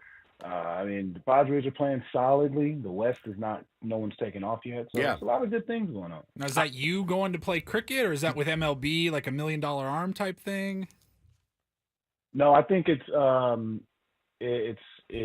me to go play cricket and the player to come play baseball, and we just basically swap each other's minds and teach each other how to play each other's games respectively. That's pretty amazing. You ever swung a cricket bat before? Twice, and I hit myself first and then got hit by the ball. We went to Australia, and I could never hit. I was always a glove first, good arm guy, but I could never hit. My brother was the hitter. We go to Australia, and these kids are playing it at a hotel. And my brother, we're like, let's take some swings. First one he hits about 500 feet. And they're like, God dang. I don't think I connected with one. It was almost impossible. So, Adam, I know this is true, and I wanted to ask you about it. You were a great athlete in other sports as well. You played football, right, as well? Did you play against Reggie Bush? We were just talking about him getting his Heisman back, because you're about the same age as Reggie, I believe. No, Morris never played. Helix? Morris never played Helix, no. And he probably would have juked me like he juked everybody else in high school. I mean, it was amazing going to see his games. His junior and senior year, if you weren't playing a sport, his games were the place to be. But one of the things we've been talking about lately is the pitching injuries with so many kids now just focusing on one sport. You played multiple sports. You played basketball, football, baseball growing up. Is that what you'd recommend, for your own kids and other kids growing up? Or are you, a believer in, hey, focus on the sport you want to play on? Nah, I think you should play everything. If you look at some of the greatest athletes right now, look at the best baseball players, I think they all play different sports. Look at Aaron Judge. He was a quarterback and a forward in high school. Look at Mookie Betts, point guard and a quarterback. So it's like you need to. And Mike Trout, I don't know if Mike Trout played another position, but to me, he's the white Bo Jackson. Look at him. But you got Justin Outman. He's a running back. You got guys who played other sports, and I get that. With today's, there's so much information and all this stuff, and there's so many coaches out there. I played, and I didn't make my high school team, but now I got a hitting facility, and people come through here. I get it, but you need to get your body needs rest. My father-in-law told me a long time ago, played in the NFL, Gene Fugit, said that everybody got so many hits, so many swings, so many shots. Doesn't matter who you are, doesn't matter how special you think you are. Everybody has a certain amount. Now, some people like LeBron James, like Pujols, those guys who just play forever, they have more in them. But then there's some guys that don't have that many. So I think when you are able to play multiple sports, you let your body heal. You let your body rest for other things. You use other muscles. When you play basketball, it's footwork. When you're playing baseball, it's hand-eye. When you're playing football, American football, it's, you might need to get some anger out. So there's so many things or you could play soccer or lacrosse. There's so many other sports, but when they just say, oh, my son's going to be this, and he's just a baseball player, well, you're screwing him on every other thing because, what if he's riding a pine on his varsity baseball team his senior year or playing JV in 11th grade when he could be playing golf, he could be playing tennis, he could be playing soccer. And one big thing I always told these kids in Baltimore, too, I was like, look, I'm watching you play. I can see talent. You stink. It's okay. Hey, look, go play lacrosse. Go play soccer. It's okay. I told my T-ballers that last night. Yeah. I said, look, you black kids, if you guys have the opportunity that you play certain sports, you can go to college in a different way. Again, you want to play football, everybody's playing football. You want to be LeBron James, everybody wants to be him. I want to be him too. You got to understand, there's other guys on the team. So, if you play soccer in high school, it's in the hood. Soccer ain't the most exciting sport or coolest sport. But if somebody that I knew played soccer at a big university, hey, I think he's the coolest person ever. Why? Because, hey, he went to university, played college sports. Yeah, on the house. You were good as a high school running back, and you was on prep pigskin 2 or 3 times. Hip, a damn Ray. Talking to Adam Jones. Get a little info as only he can deliver here on Ben and Woods this morning. Man, I read a really interesting piece in The Athletic yesterday about Jackson Holliday that I wanted to ask you about. Sam Blum wrote this really, really good introspective piece about Jackson Holliday, who's off to a really rough start in his big league debut. It blew my mind, and I knew this was true. I mean, I knew it was true. A guy like that grew up around the game. He had his own hitting facility. He said, I have never struggled with this game in my life. Never once. It's never been hard for me. He batted .700 as a senior. It's never been a challenge. And the dude was, do you think that they brought him up too early, or do you think sending him down after the torrid spring he had did some damage to him? I think he's going to be okay. He's too talented not to be. A lot of guys get off to rough starts, but one of those cases where you maybe should have just brought him up on opening day. Well, I had his dad on my podcast, the Adam Jones podcast, and he said the same thing. Hey, it's the first time in his life he's ever struggled, ever. And it's not. I won't even say struggle. It's just been a challenge. The team is still winning. It's not like he's causing the team to win. He's playing good defense when he gets on base. He's been running the bases well. But it's the first time in his life he struggled, and this is just the beauty of this game. Yes. It is hard. It's supposed to be hard. Everybody thinks it's just a cakewalk. No. It's hard. And again, he has the best resource in his father. So it's not like him reading a tweet or anything like that is going to help. He's got his father who's been through every single thing he's ever been through or going to go through in life. So he is a great resource. But these are good things. You're supposed to understand that this game is hard, and he's surrounded by other great talents. You can bat him ninth, play him at second base, and you don't have to worry about him. Yeah. Again, he's not causing bad outs. He's striking out a little bit right now, a little bit too much. Again, that's major league pitchers. They know how to throw 3 bastard sliders. They know how to throw 3 good fastballs. Like in the minors, the guys will throw 2 good pitches and then 0-2, be like, oh, let me bury this and just hang it. You know what I mean? Like, it's called a challenge, and it's another challenge. The dude is 20 years old in 5 months. Yeah. He's going to be fine. He said, I loved this take from a 20-year-old, how the article ended. He goes, well, the last at bat, I walked. So that's what I'm going off of. 0 for 0 with a walk in my last at bat. And that is a veteran mindset. That's 1,000 on base percentage. That's 1,000 on base, but that's a veteran mindset, and it's no surprise that he's got it. I'm curious, though. Adam Jones, host of the Adam Jones podcast, is with us. That transition from, because there's good players at AA and AAA as well. And some guys take to it pretty quickly. Look at Jackson Merrill of the Padres. He's just continued what he did in the minors. Great bat to ball. He's hitting over 300. He's done it for a few weeks now. And then you look at Graham Pauley, and he looks completely overmatched. He was actually had more success in the minors than even Jackson Merrill did, but he's not making that adjustment. What's the key to making that adjustment? How did you do it when you got up from the minor leagues for the first time? What were the things you had to do differently once you got to the big leagues? Well, let's go back and just look at Manny Machado's numbers when he got called up. We were like, huh? Obviously we know he's our number 1 prospect, but those numbers don't warrant getting called up. And look at the rest. The rest is history. Sometimes the minors don't necessarily tell the story. You know what I mean? I mean, you got guys like Mike Hessman hitting 30, 40 home runs every year. Why has he got 400 minor league home runs and not 150, 200 major league home runs? Yeah. Like, it's just it's weird things. I think Merrill, his situation is different. I think you go on like him, Jackson Holiday, Jackson Cheerio. They're all situations different. Cheerio. The Padres needed a center fielder, and somebody that was defensively ready to play. And again, batting someone ninth just lets you know that, hey, look, groom into hitting in the major leagues. It's hard. We want you to catch the ball first, and you're gonna work out. But I've seen him been moving up in the lineup a little bit. I've seen the aggression. I've seen he's been playing the game smart, understanding that there's a lot of ways to get hits, and and that's a great thing. I think he's going to be a hell of a talent. A lot of people from Maryland have hit me up about him and saying, this kid is going to be very special, and he looked up to you and stuff like that, and you was one of his favorite players. And I'm just like, hey, as long as he goes out there and posts every day and plays the game hard, I love it. And it's fun to watch. And I know he's really young. He's going to still make young mistakes, and that's just part of being young in any facet of life, in any career.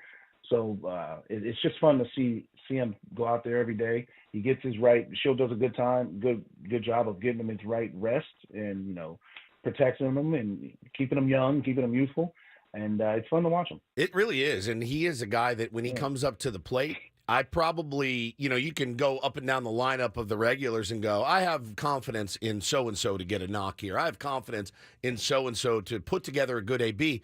He's in the top 3 for me when he comes up to the plate as a guy that's been in the league for 3 weeks.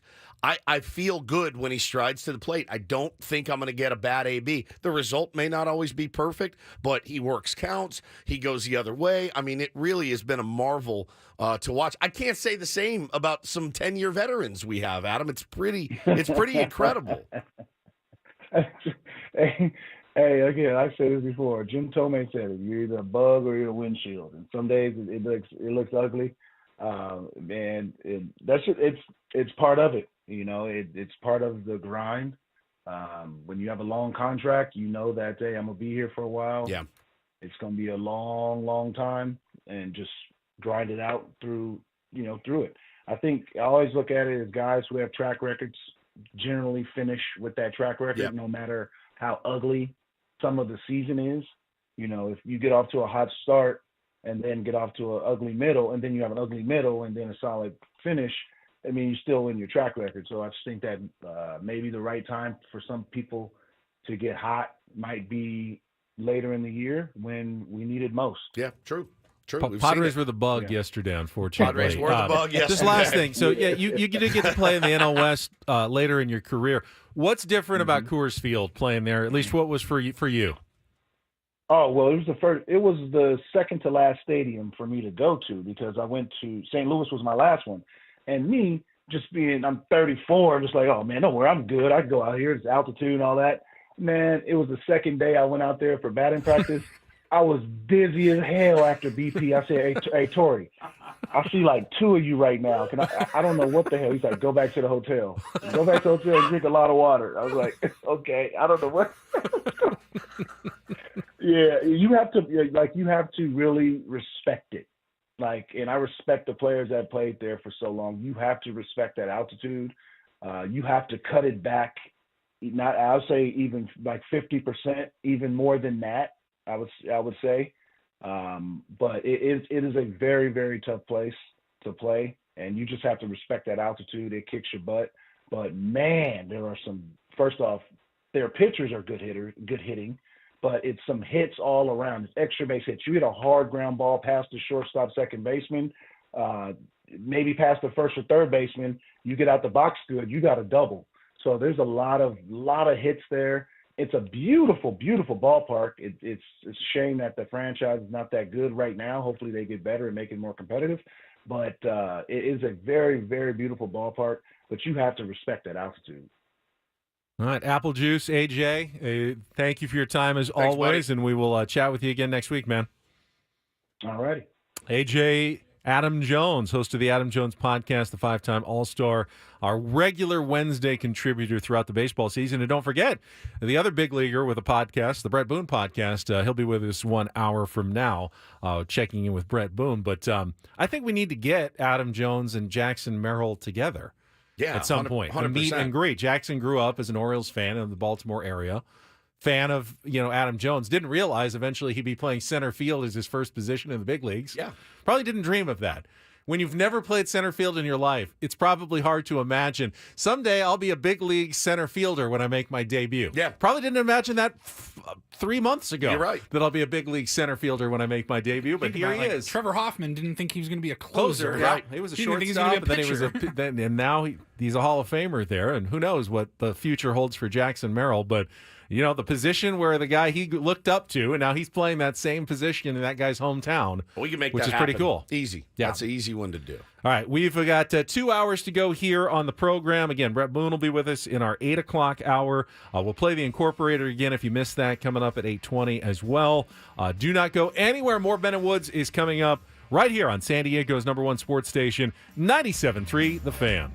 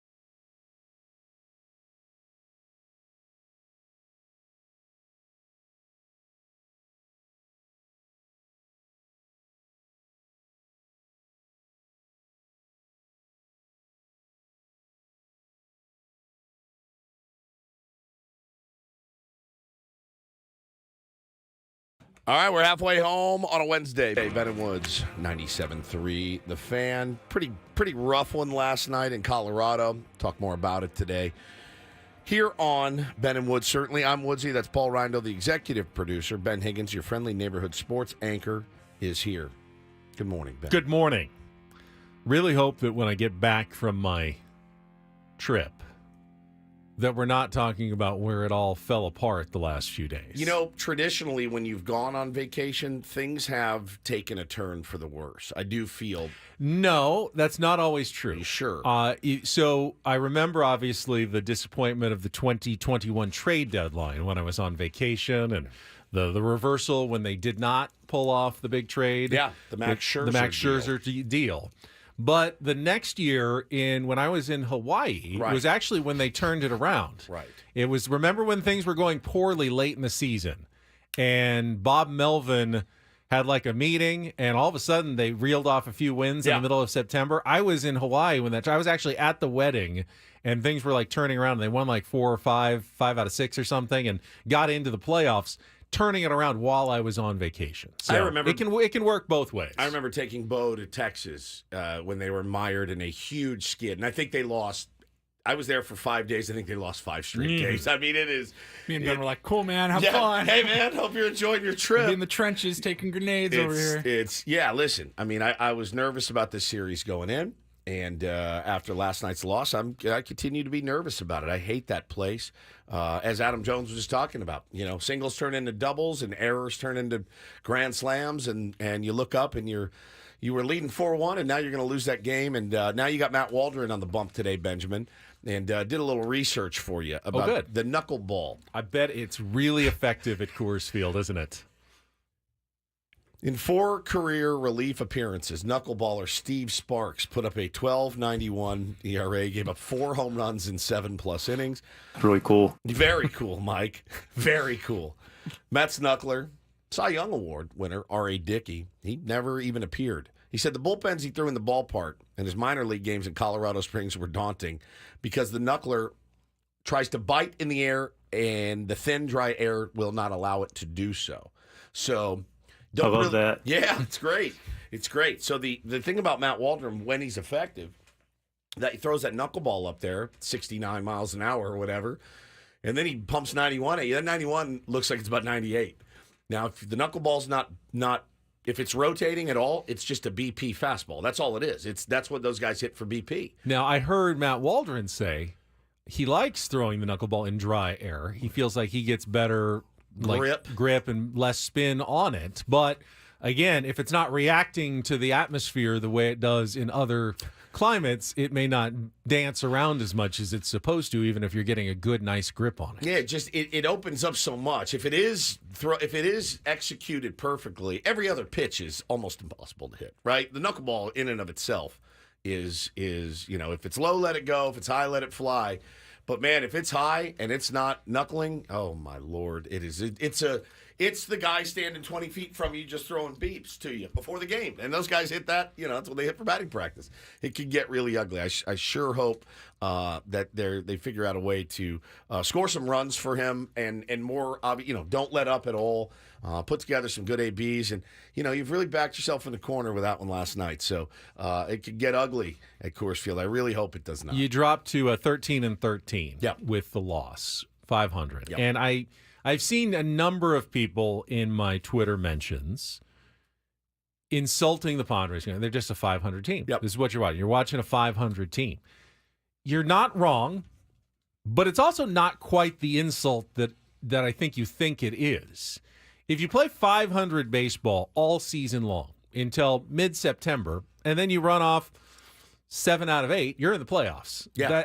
500 keeps you where you need to be all season long and gives you the opportunity to make a late season, play your best baseball at the end of the season, which Mike Schilt has repeatedly said from the start of spring training.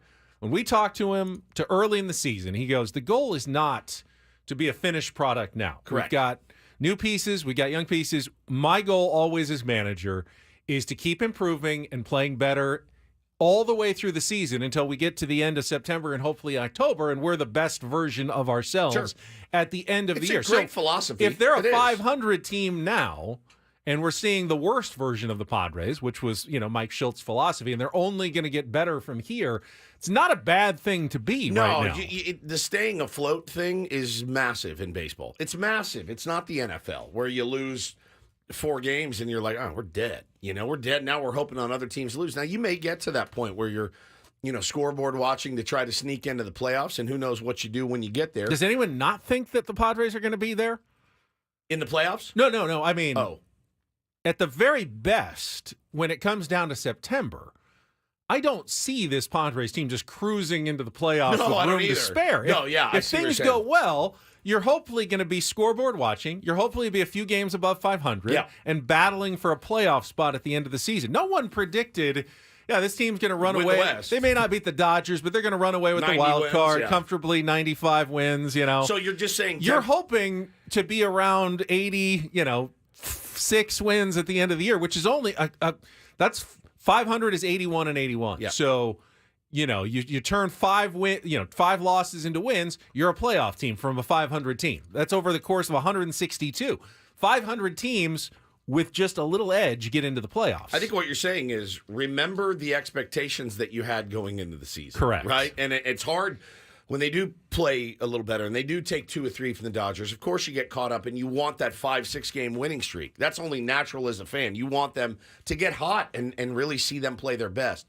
But I'm with you. I mean, if I had to choose, play your best baseball now or play your best baseball in September, I'm taking September every time and letting the chips fall where they may. So it's a hard lesson to preach, the lesson of patience. But that doesn't mean you can't have urgency now. Absolutely. You only have limited opportunities against teams like the Rockies, who aren't have any playoff expectations at all. They're going to be a bad team. They're going to finish well below 500. Yeah, you got to. And if you drop too many games to them, you've given up a real opportunity. Then you're going to have to win more games against the better teams. Yeah. So you're going to make it harder on yourself if you don't win series like this. And they know that. Fernando Tatis said we got to take this series. We got to win. It's not arrogance. It's just this is what you have to do. If you want to be a slightly above 500 team at the end of the year, you got to win some series against the lesser teams. And now they've put their backs to the wall where they have to win the next 2 now to win this series. Would have been a lot easier if they had won last night. Then they just have to split the next 2. Yep. You take the series. You're feeling really good about where you are. So much tougher situation now that you lost last night's game. Let's get a caller on the line, Benjamin. Oh, yeah, we need a Take on Woods contestant. Sorry, I was supposed to solicit. It's all right. And I did not solicit, but now I am soliciting. 833-288-0973. This is your last chance, I believe, this month. Maybe a couple of days next week, because May doesn't start until the middle of the week, actually. But one of your last chances this month to qualify for the getaway to Las Vegas. 833-288-0973. We'll play our musical trivia game here in about 1 minute. So call now, 833-288-0973. Chance for late risers to get on board with Take on Woods. We pushed it back with our Mock the Draft coming up earlier this morning at 7 o'clock. So we'll play that in just a second as soon as you call in. Elsewhere, last night in the NL West, Dodgers beat the Nationals 4-1. Shohei Ohtani murdered a ball. Yeah, he hit a tank. It was, 118.7 miles an hour off the bat? Yeah, what's the, maximum you can really hit a ball? I don't know. That's near the upper maximum. I wonder what the hardest ball I've ever hit is. 75 miles an hour, maybe? I've barred some balls, but, was it 75? It wasn't even one of his moon balls. It only went 450 feet because it was actually more of a liner than he sometimes hits. Only 450. Yeah. Since it's been tracked by StatCast, Giancarlo Stanton with the hardest hit baseball ever, 121.7. Okay, that was close then to the upper sound barrier maximum of what a baseball can be hit. Or at least that's the hardest hit home runs. I suppose there could be harder hit. Line drives, but that's near the top. I mean, this is the strongest baseball players have ever been. This is the hardest the pitchers have ever thrown. When you barrel it up, I guarantee you that Ted Williams was not hitting at 120 miles an hour off the bat. A couple of years ago, Manny had one home run, 119.6 against Philly, I believe that was. 0.1 less than Shohei's. Oh, no, 119. That's a mile an hour faster than Shohei's last night. So it can be done, but that's pretty fast. Diamondbacks beat the Cardinals 14-1. Yeah, not a good night for our friend Katie Wu, covering the Cardinals. And Giants beat the Mets, I believe, last night. So everyone's winning, and the Padres did not. That was a bad day in the NL West. All right, I see some people calling in. Let's get to today's game. It's time to Take on Woods.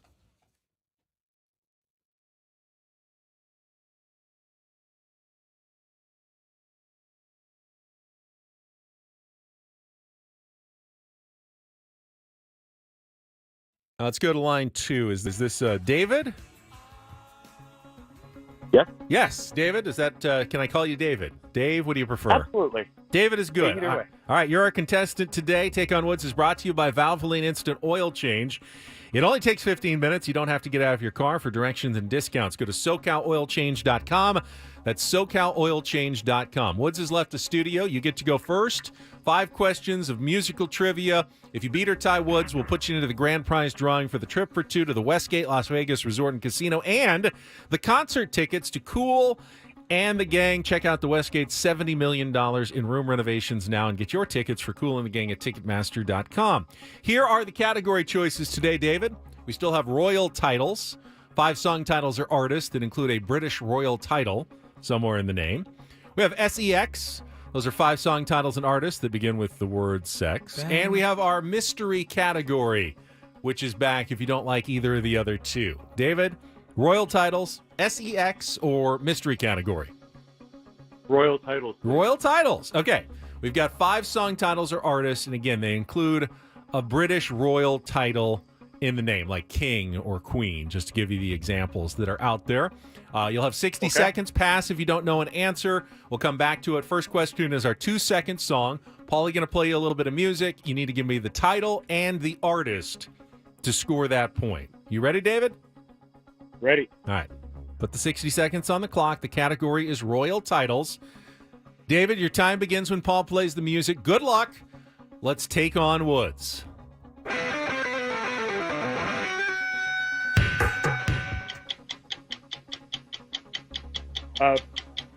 When Doves Cry, Prince. Correct. San Diego resident Juice Newton sings "The Joker Ain't the Only Fool Who'll Do Anything for You" in which song that reached number 2 on the Billboard charts in 1981? Queen of Hearts. Correct. What is the stage name of rapper Anthony Ray, best known for his hit "Baby Got Back"? Sir Mix-a-Lot. Correct. Sting sings "There's a Little Black Spot on the Sun Today" in which single from the iconic Police album Synchronicity? King of Pain. Singer Gene Chandler became so known for which 1962 number 1 hit that he took the song title and made it his own nickname? Duke of Earl. Wow, David. Good Lord. You Well may be a late done. riser for Take on Woods, but he is a champion. That was an outstanding game of Take on Woods right there. You had like 20 seconds to spare. Yeah, more than that. At the end. When Crushed Doves it. Cry by Prince, Queen of Hearts, Sir Mix-a-Lot, King of Pain, Duke of Earl. Woods can't do any better than that. I don't even know that he'll be able to match that. We'll see. Hang on the line there, David. All right. David's score is locked in. It's good. Focus in here, Woods. 60 seconds on the clock. Your time begins when Paul plays the music. Good luck. Let's take on David.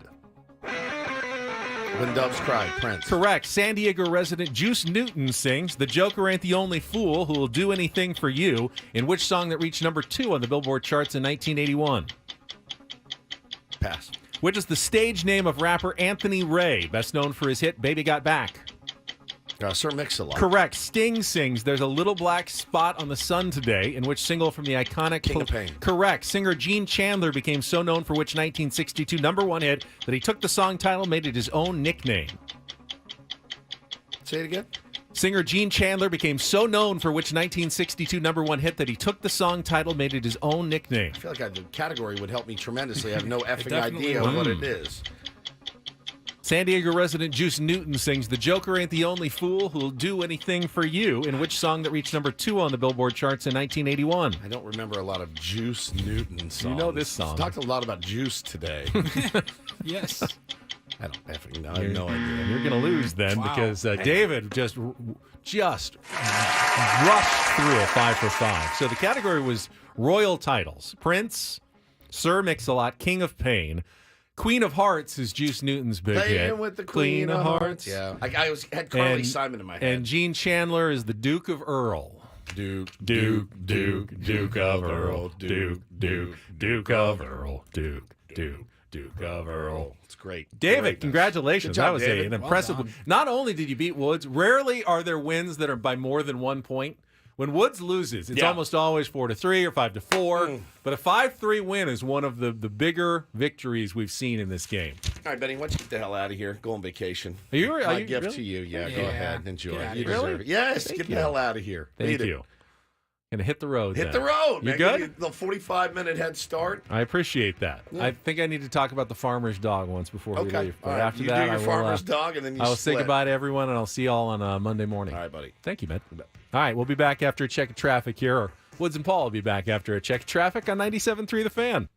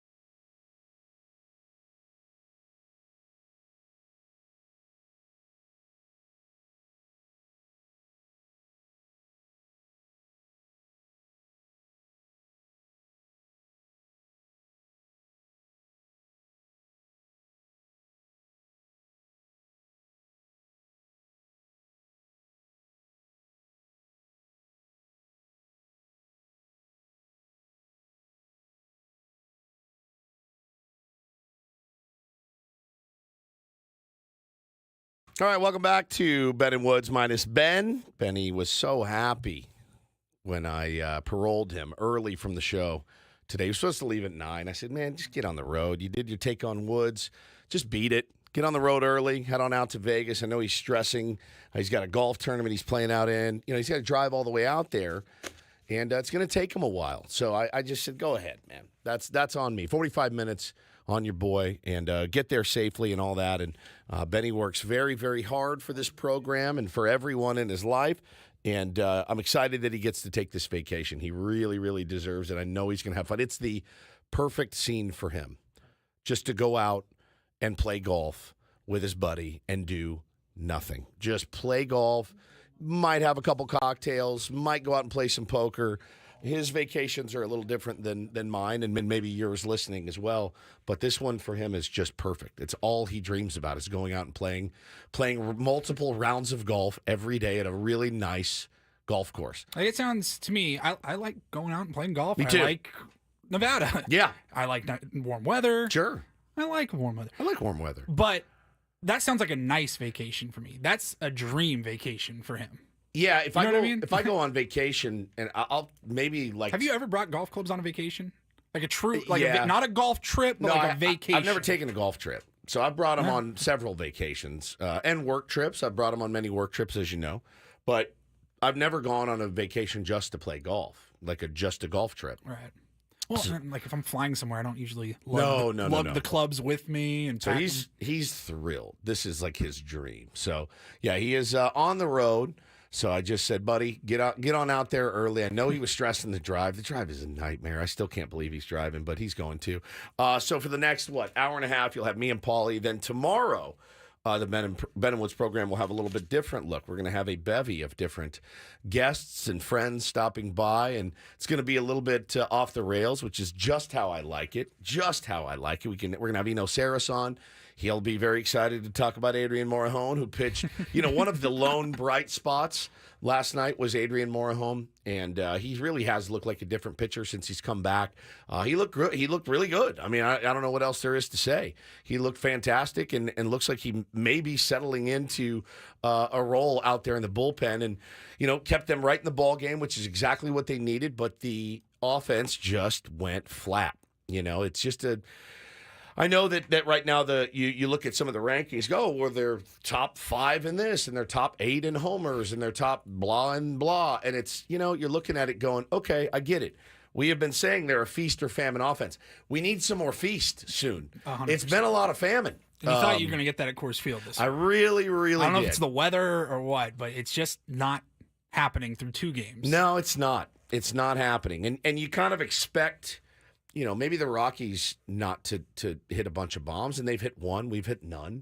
But, you expect Fernando Tatis Jr. to get one, and he's come close. You expect a Crony to be able to get one out of there, and it hasn't materialized yet. So, like we've talked about, painted themselves into a bit of a corner. Want to talk next to Bret Boone. Bret Boone from the Bret Boone podcast is coming up next. I'm excited to talk to him because his brother – oh, my God. was involved in the weirdest ejection I think I've ever seen.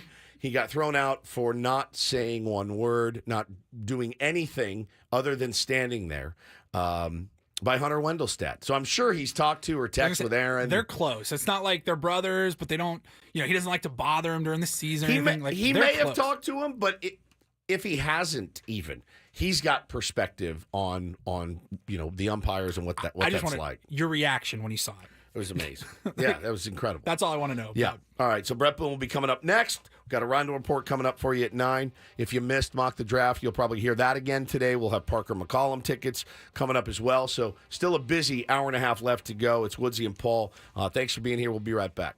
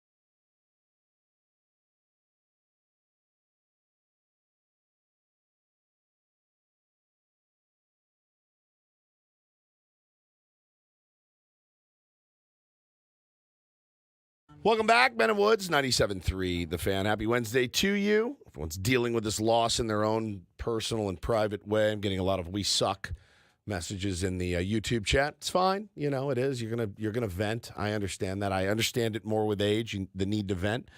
Certainly, I do plenty of it myself. I'm Woodsy. That's Paul Reindl. Benny is out on vacation, but we are joined right now by Odyssey MLB insider Bret Boone. Insider calls are presented by Grainger. With supplies and solutions for every industry, Grainger has the right product for you.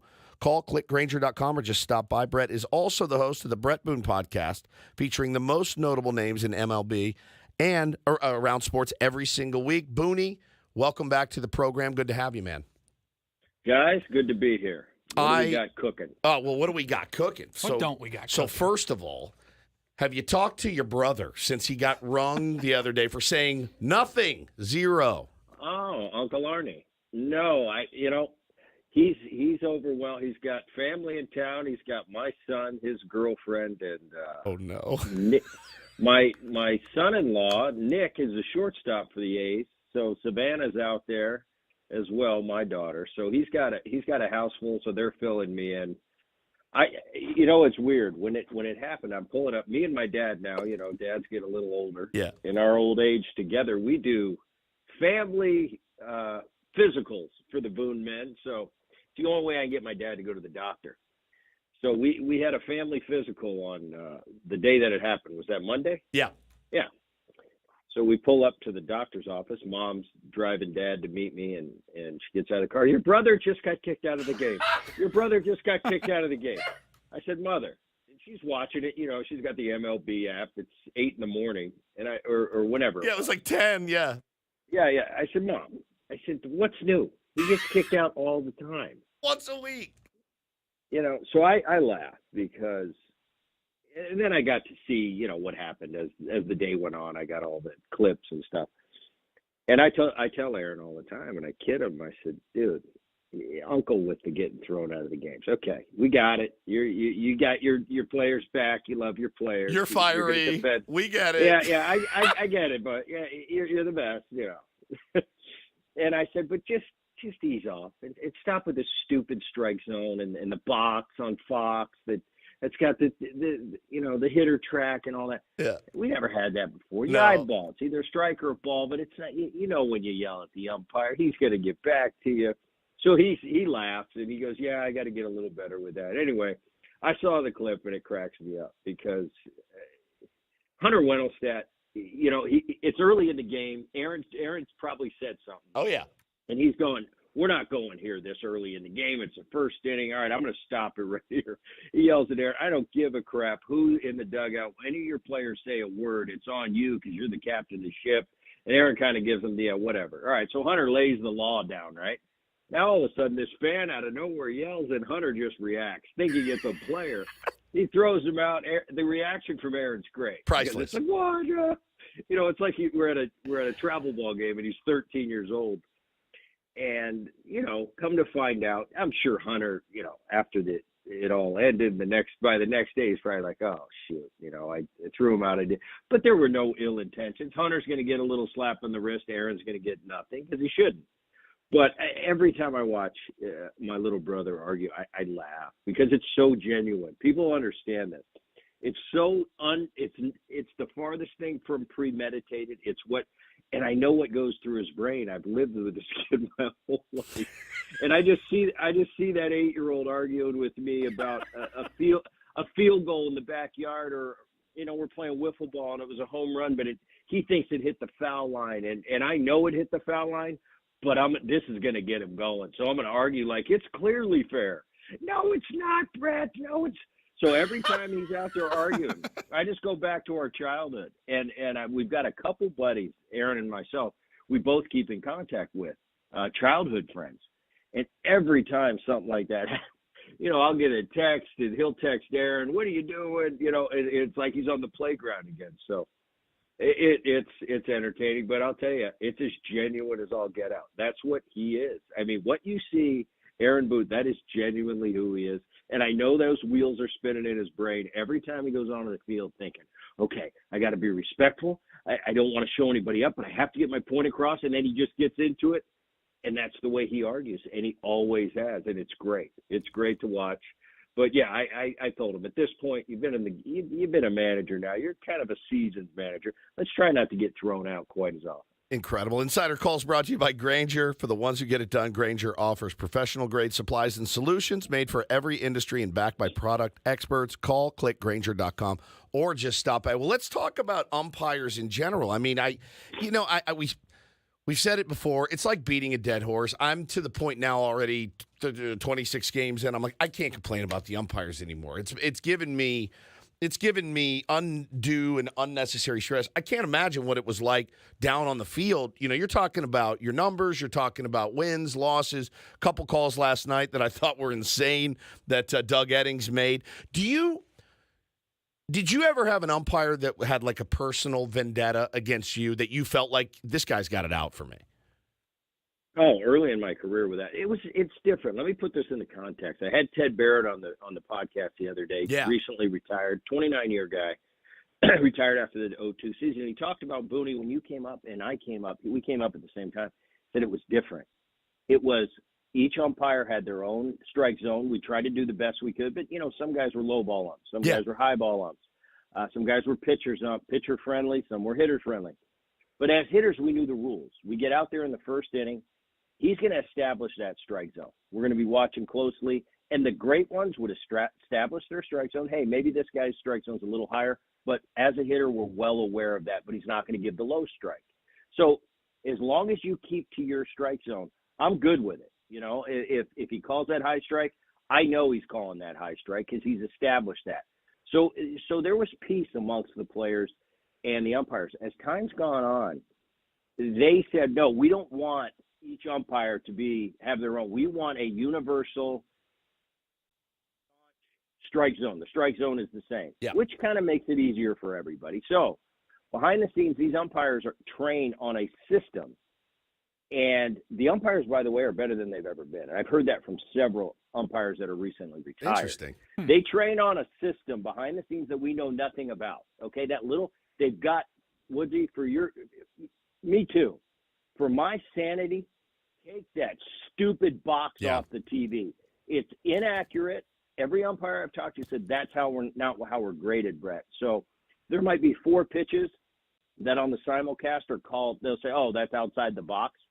But the way they train and the system they train on the umpires, they got a perfect score on those 4 pitches. So he said, basically, we're going to do what we're supposed to call, and that's what we train on. And we can't help what is on Fox on the broadcast because that's not what balls and strikes are that we're told to call. So he said, basically, we're in a no-win situation. The problem is, yes, it's entertainment. That's what sports is, It is entertainment. So for the guys at home that like to watch the game and have a kind of an idea what the actual strike zone is, that's great. But it should be, for entertainment purposes only. The problem is now everybody's an expert sitting on their couch. You see that umpire, he stinks, he's horrible. In my day, we didn't have the box. Now, if I thought a pitch was close,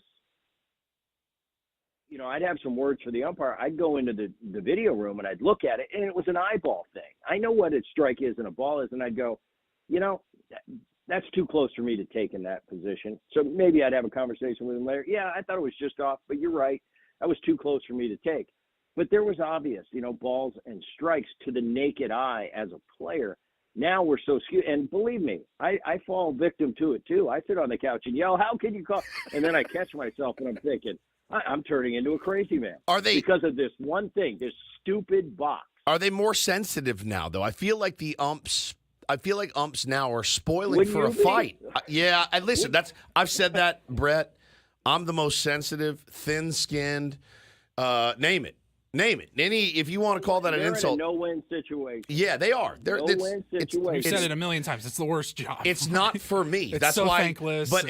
But Brett, that's why I didn't become an umpire. Like, I know I would be the guy ripping my mask off, walking towards the dugout. Like, what'd you say? I'm that guy. I'm that guy in life.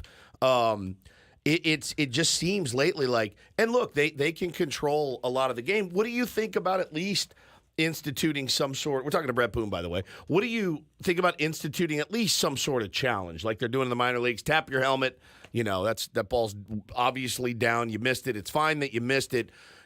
Pop my helmet and give me another look. You down with that, or do you think it's going to slow the game down? Or I think so, because the game has changed, and to be honest with you, I don't like change.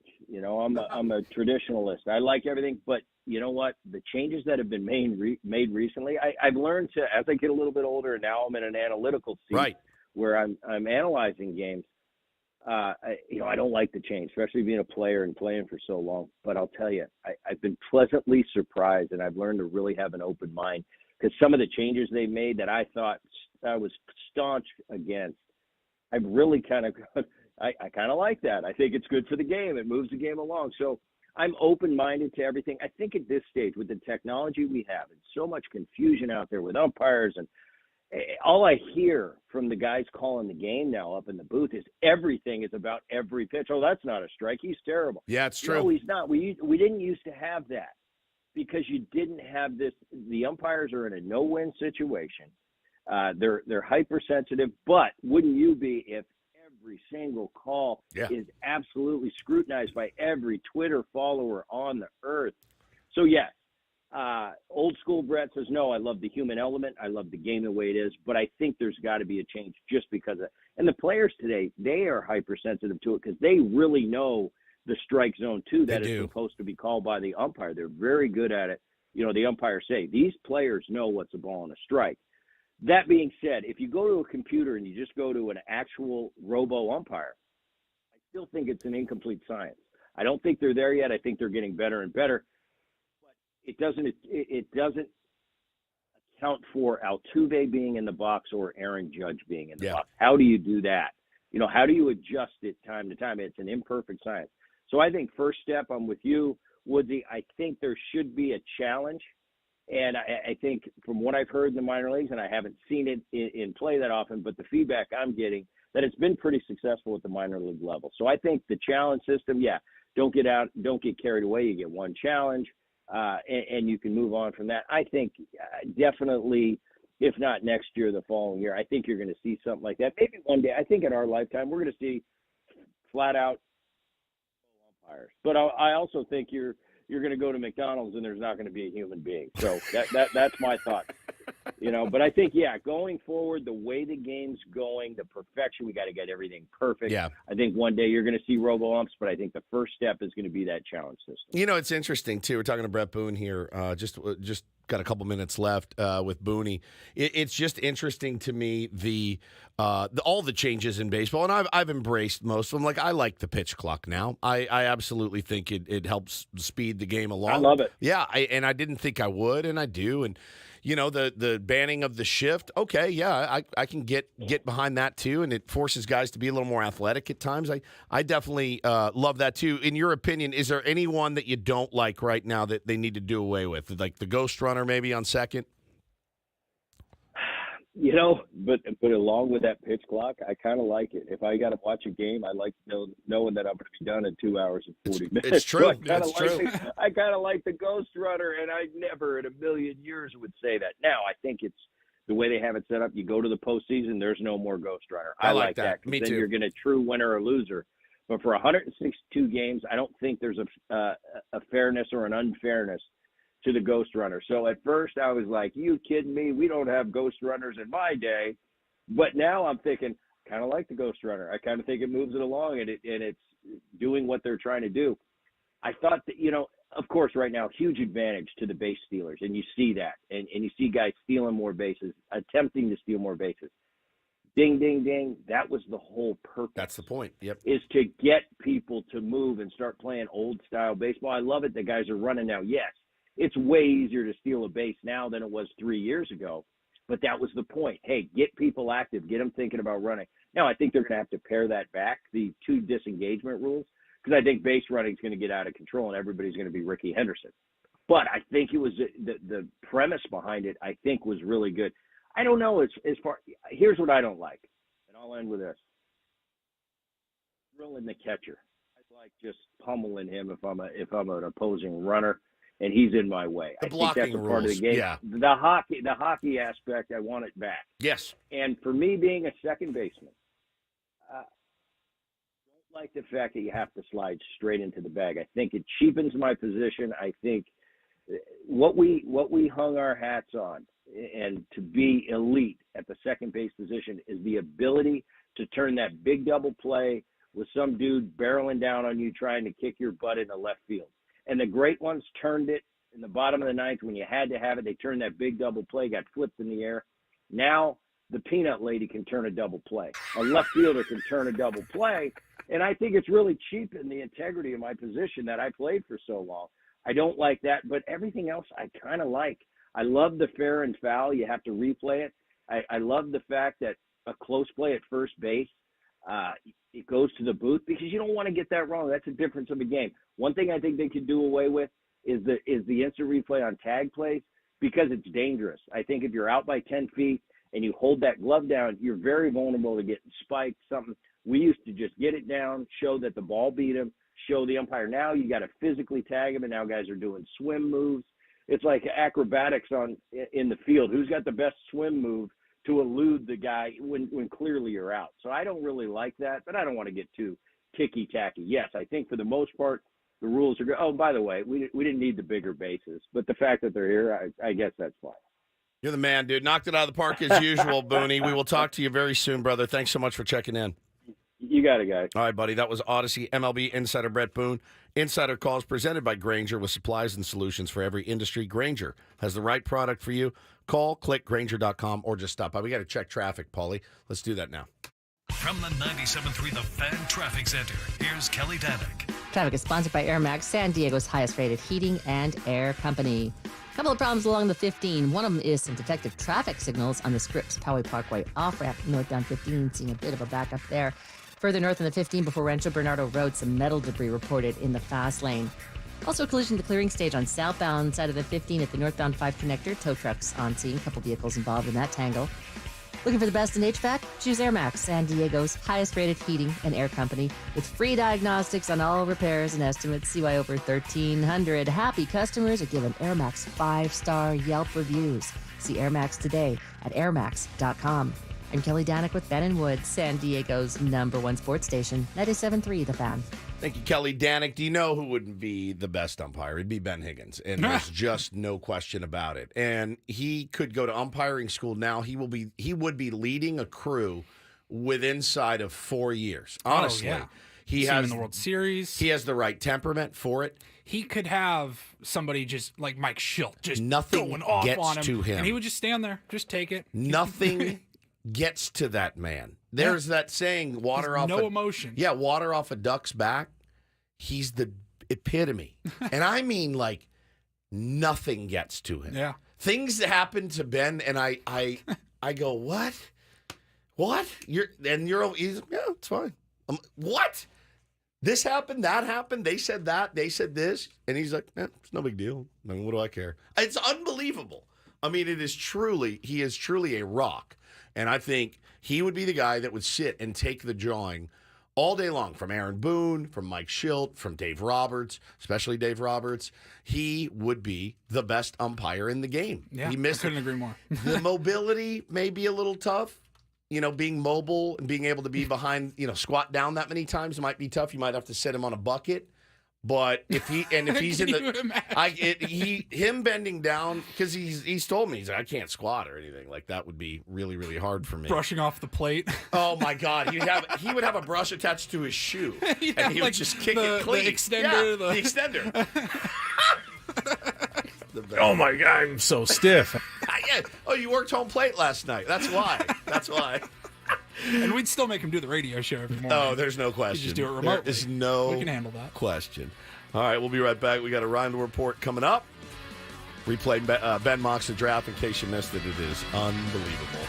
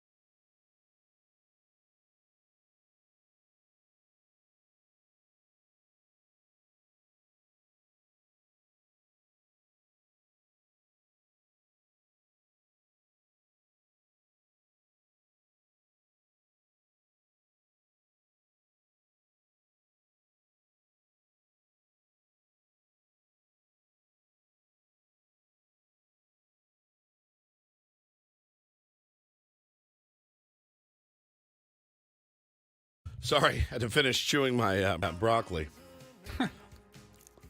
Definitely was not a mini Twix bar from our boss's office. It was broccoli stalks. A lot of kale over there. Lots of stalks of broccoli that I had to get down. So it's probably caught in my teeth a little bit. Welcome back, Ben and Woods 97.3, The Fan. The final hour of the program today. Benji is on the road. Of course, he's listening. He really enjoyed the Ben as an umpire scenario that we'd have to sit him on a bucket.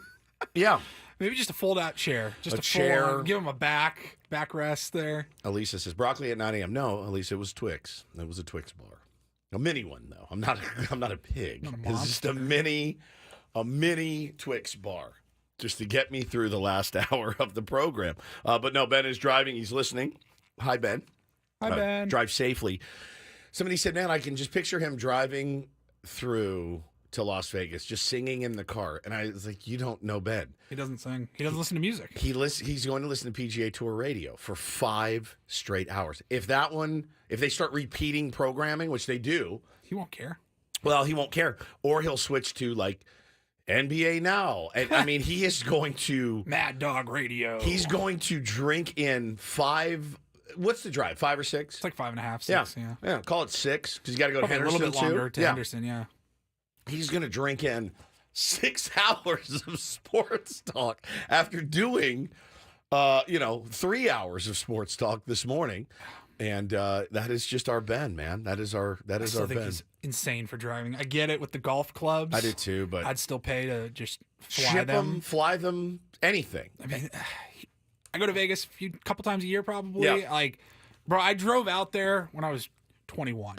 I don't do it anymore. I just can't. Man. And I don't know what it is because we'll drive to Phoenix 2-3 times a year. Standing on our head. No big deal. It's the exact same amount of time. 5.5, 6 hours. It's the same. It doesn't bother me driving down the 8 into Arizona, driving to Vegas, and then the drive home is just the worst. I have hell on earth. I've told you before, me and some friends, two buddies, we rented a car here in San Diego. I don't even remember what we had. Drove it to Vegas, left it there, and flew back. That's not terrible. Not terrible. Like on a Friday afternoon, you're pretty pumped to get out to Vegas, driving in at night. It's cool. It's the drive back. You're just like, you've been raging for 2-3 days, and traffic is worst time a of my life. Nightmare. All it takes is one idiot on the road to get in an accident or something, and you're just completely screwed. Yeah, I've taken some weird routes home because of the traffic and whatnot, but man, it is incredible. Tony says, imagine listening to sports radio while the hosts are talking about what your personal radio choices are while you're listening to them on the radio. A little Inception. It's Inception-esque for Benny, but I'm glad he's getting to go. I definitely want him to cut loose because I'll just say this. That cat needs to cut loose. He does. He deserves it. He deserves everything that comes his way. So I hope he has a great time. That dude. All right, let's get to the Reindl Report, Paulie. And get things started here with our today's edition of the Reindl Report. Now tuned into the greatest. Welcome to the Reindl Report with Paul Reindl. Hi, Paul. All right. 2 stories from the world of sports that we haven't gotten to yet. We'll start off in Major League Baseball. And 1 story that you didn't know you needed. Are you laughing, biatch? It's the Reindl Report. Hey, Paul, how you doing? Okay, how are you? On 97.3 The Fan. Are you ready to bless the mood? I need some help, please. That was good. Can I get a yeah? Oh, yeah. All right. Love carving guy. All right. Let's see. We got a couple of stories here in baseball with the same team. Get your thoughts on, let's see. They're talking about the Texas Rangers. First, Max Scherzer is scheduled to pitch in AAA. He's going to make a rehab start today. It's going to be his first game action since he had back surgery over the offseason. So that just sounds gnarly, dude. I can't even imagine back surgery. And pitching with all, the force and the torque that he pitches with. He uses every muscle in his body. Most pitchers do. But he in particular. He is violent. He's a violent pitcher. Rangers need him, man. They're sitting 12-12 right now. He had surgery on December 15th to repair a herniated disc in his lower back. And Bruce Bochy said the plan is to throw about 50 pitches. He threw 40 3 pitches last Friday in a sim game. So he's going to be pitching in Salt Lake for against Salt Lake, I should say. And then not going to need much, if he's healthy and he knows and when it goes well. Yeah, you you ask him when he's ready to come back and you let him come back and he's going to be a bit, if healthy, he's going to be a big help for them. Imagine getting a Max Scherzer back. I don't know what he's got left in the tank, but if it's a lot or if it's a little, they need him right now. They're a little bit that division is a little bit wonky right now. Everyone's kind of hovering around 500. The guys at the top, of course, then the Astros. Would anybody have bet the Oakland A's to have 2 more wins than the Houston Astros right now? Nope. I mean, the Astros are in a tailspin, and it's really hard to kind of pinpoint other than one of their stars. I mean, you think Xander Bogaerts is off to a slow start, and he is. Jose Abreu has 1 hit the entire season. I mean, he's batting .053 or something right now. It has been a horrific start for them. But yeah, you feel like if you're the Mariners or the Rangers, even the Angels are still in it. You feel strike while the iron's hot. Strike while the iron's hot, man. Say. That's the bummer right now about the Padres not playing all that well, is that the Dodgers aren't playing all that well either. And that's kind of the thing that makes it so tough to stomach, especially losing games to the Rockies. So we will see how Max does and when he comes back. And then just one other new note for the Rangers. 16-year MLB vet Johnny Cueto signed a minor league deal with the Rangers. He is 38 years old. It was a minor league deal. He's hoping to stay in the show one more season, but maybe a little bit of reinforcements there for the Rangers. I don't know. Like Johnny Cueto a lot, but I don't. Let's put it this way. I'm glad that the Padres didn't sign him. I don't agree with think. I feel like that would be a move, maybe, even last year, that they would have done. Just pick him up. Yeah. And don't know what he's going to be able to contribute. He did play for the Marlins last year. His ERA was over 6, 52 and a third innings. Hey, listen, I mean, if he can go out there and eat some innings for those guys and the offense can pick up and win some games, maybe it's a valuable pickup. But I don't foresee much happening with Johnny Cueto.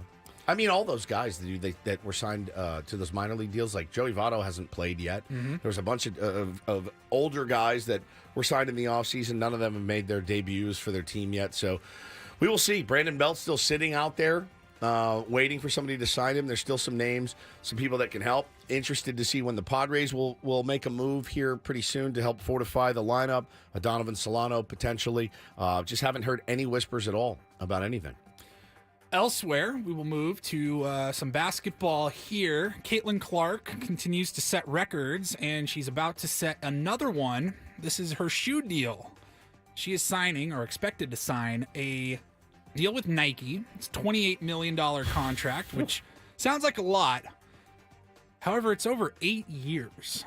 So she's making $3.5 million a year. What does the standard shoe deals go for? Well, do you know? There's such discrepancy, obviously, between like the NBA and the WNBA. As far as we talked about her salary a couple. Massive. What is she making? She's making like $65,000 a year as a professional basketball player. So LeBron, he signed the lifetime deal with Nike, but he's bringing in about $30 million a year. All right. So she's making $3.5. And I was reading here, she turned down a couple of other offers. Under Armour and Adidas both tried to get her, and according to the Wall Street Journal, Under Armour offered her $16 for 4 years, so a little bit more annually, but just 4 years. And then Adidas offered her $6 million over 4 years. Okay, and she ended up going with Nike. But regardless, 8 years, Caitlin Clark's signature shoes, and a pretty good chunk of change coming her way. I think it's great for the sport of women's basketball. She has been. You think basketball shoes, you only think of the men's shoes, the LeBrons, the Kobes, the Jordans, whatever. Durant has his shoe. Everybody's got a shoe line, but now I think for what college basketball, I think this year in particular, women's college basketball did for the sport. How many young girls want to be the next Caitlin Clark, Aja Wilson? It's so important that now they can get the Caitlin Clark shoe or whatever. Adam Paul in the chat says the contract of her shoe deal is not guaranteed for all 8 years. I wonder how that works. with her. But man, what she's done already is staggering.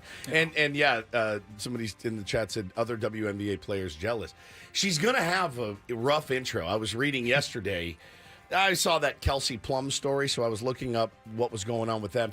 And Kelsey Plum was talking about her first game in the WNBA. I think it was Diana Taurasi, like popped her in the mouth, hit a 3 in her face, Who and do you said, think you are? And said, "Welcome to the league." I'm like, man, they do not play. So it'll be cool to see. It's going to be cool to see her make her debut and all that. So Good for her. Really good. Finally, my last story here, a little goofy story. I thought we'd do a little Mount Rushmore, Woodsy. Your favorite. Mount Rushmore.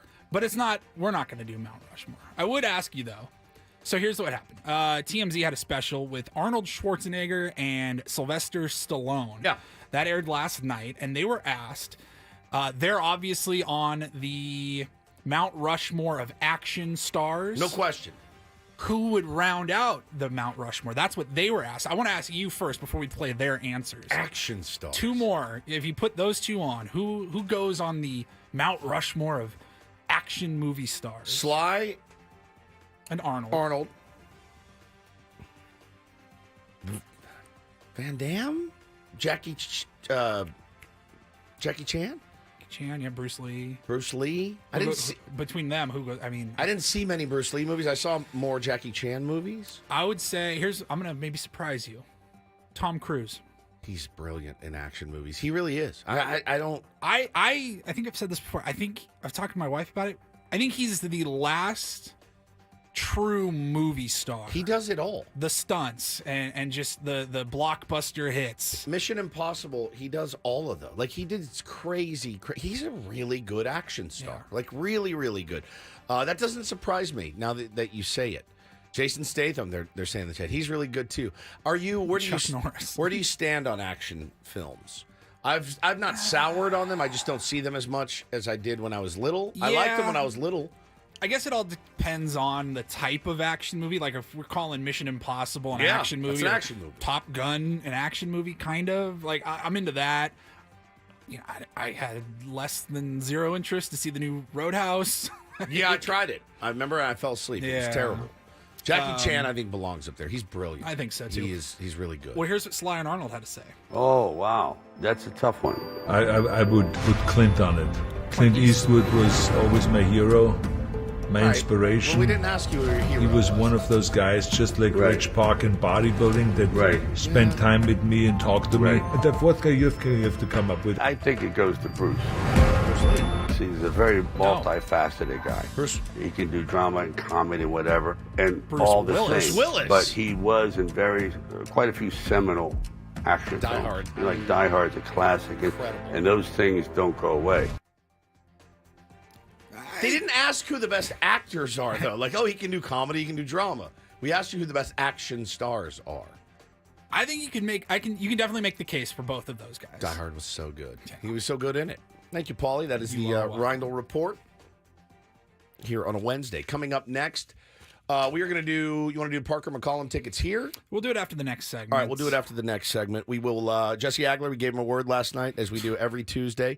The Incorporator, he knocked it out of the park. Really the only bright spot in a really bad loss last night for our San Diego Action Padres. movie stars, Diesel says in the chat. Steven Seagal. Seagal. How do you, the worst, it's probably functional karate, but when he does it, he's like, it's like slappy karate. I don't know.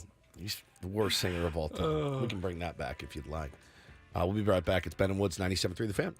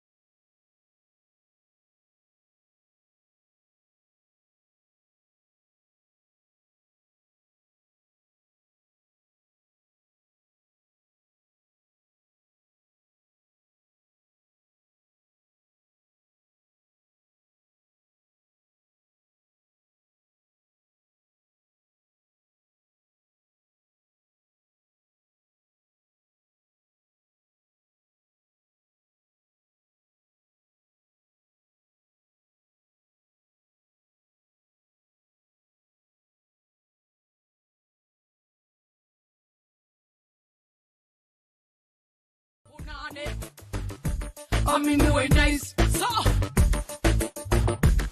When the girls start to strut, you could look at their butt. You shouldn't do that. The girl dress is just as pretty. Oh my God, dude. Steven Seagal. When me and fling it up, you better know That's not Steven Seagal. When me and dash it up, make sure you black it up. If you ever flap it up, then Yeah. me and go lock it up. Park it up like At some point, he decided he was going to do he wanted to be a singer. And he decided to do a Jamaican song, a reggae song. I don't remember. Make me nice. And love the way you walk, sometimes the way you talk is so. Now, was the rest of the album like this? I can't Or was remember. it just this one song? I'll do a deep dive tonight. Thank you. You know, for show prep for tomorrow. It was 97.3 The Babe, Fan. I'm working over here. Yeah, it is. I remember watching a movie he did. I love his movies. They're horrible. They're horrific. I believe he's a horrific man. Like, I believe he's not a good person, is the reports that I've heard, and read. His movies are so bad, Marked for Death, Hard to Kill. I mean, but they're so good. They're so good. And he does so many different characters. Like in one of them, I can't even remember which one.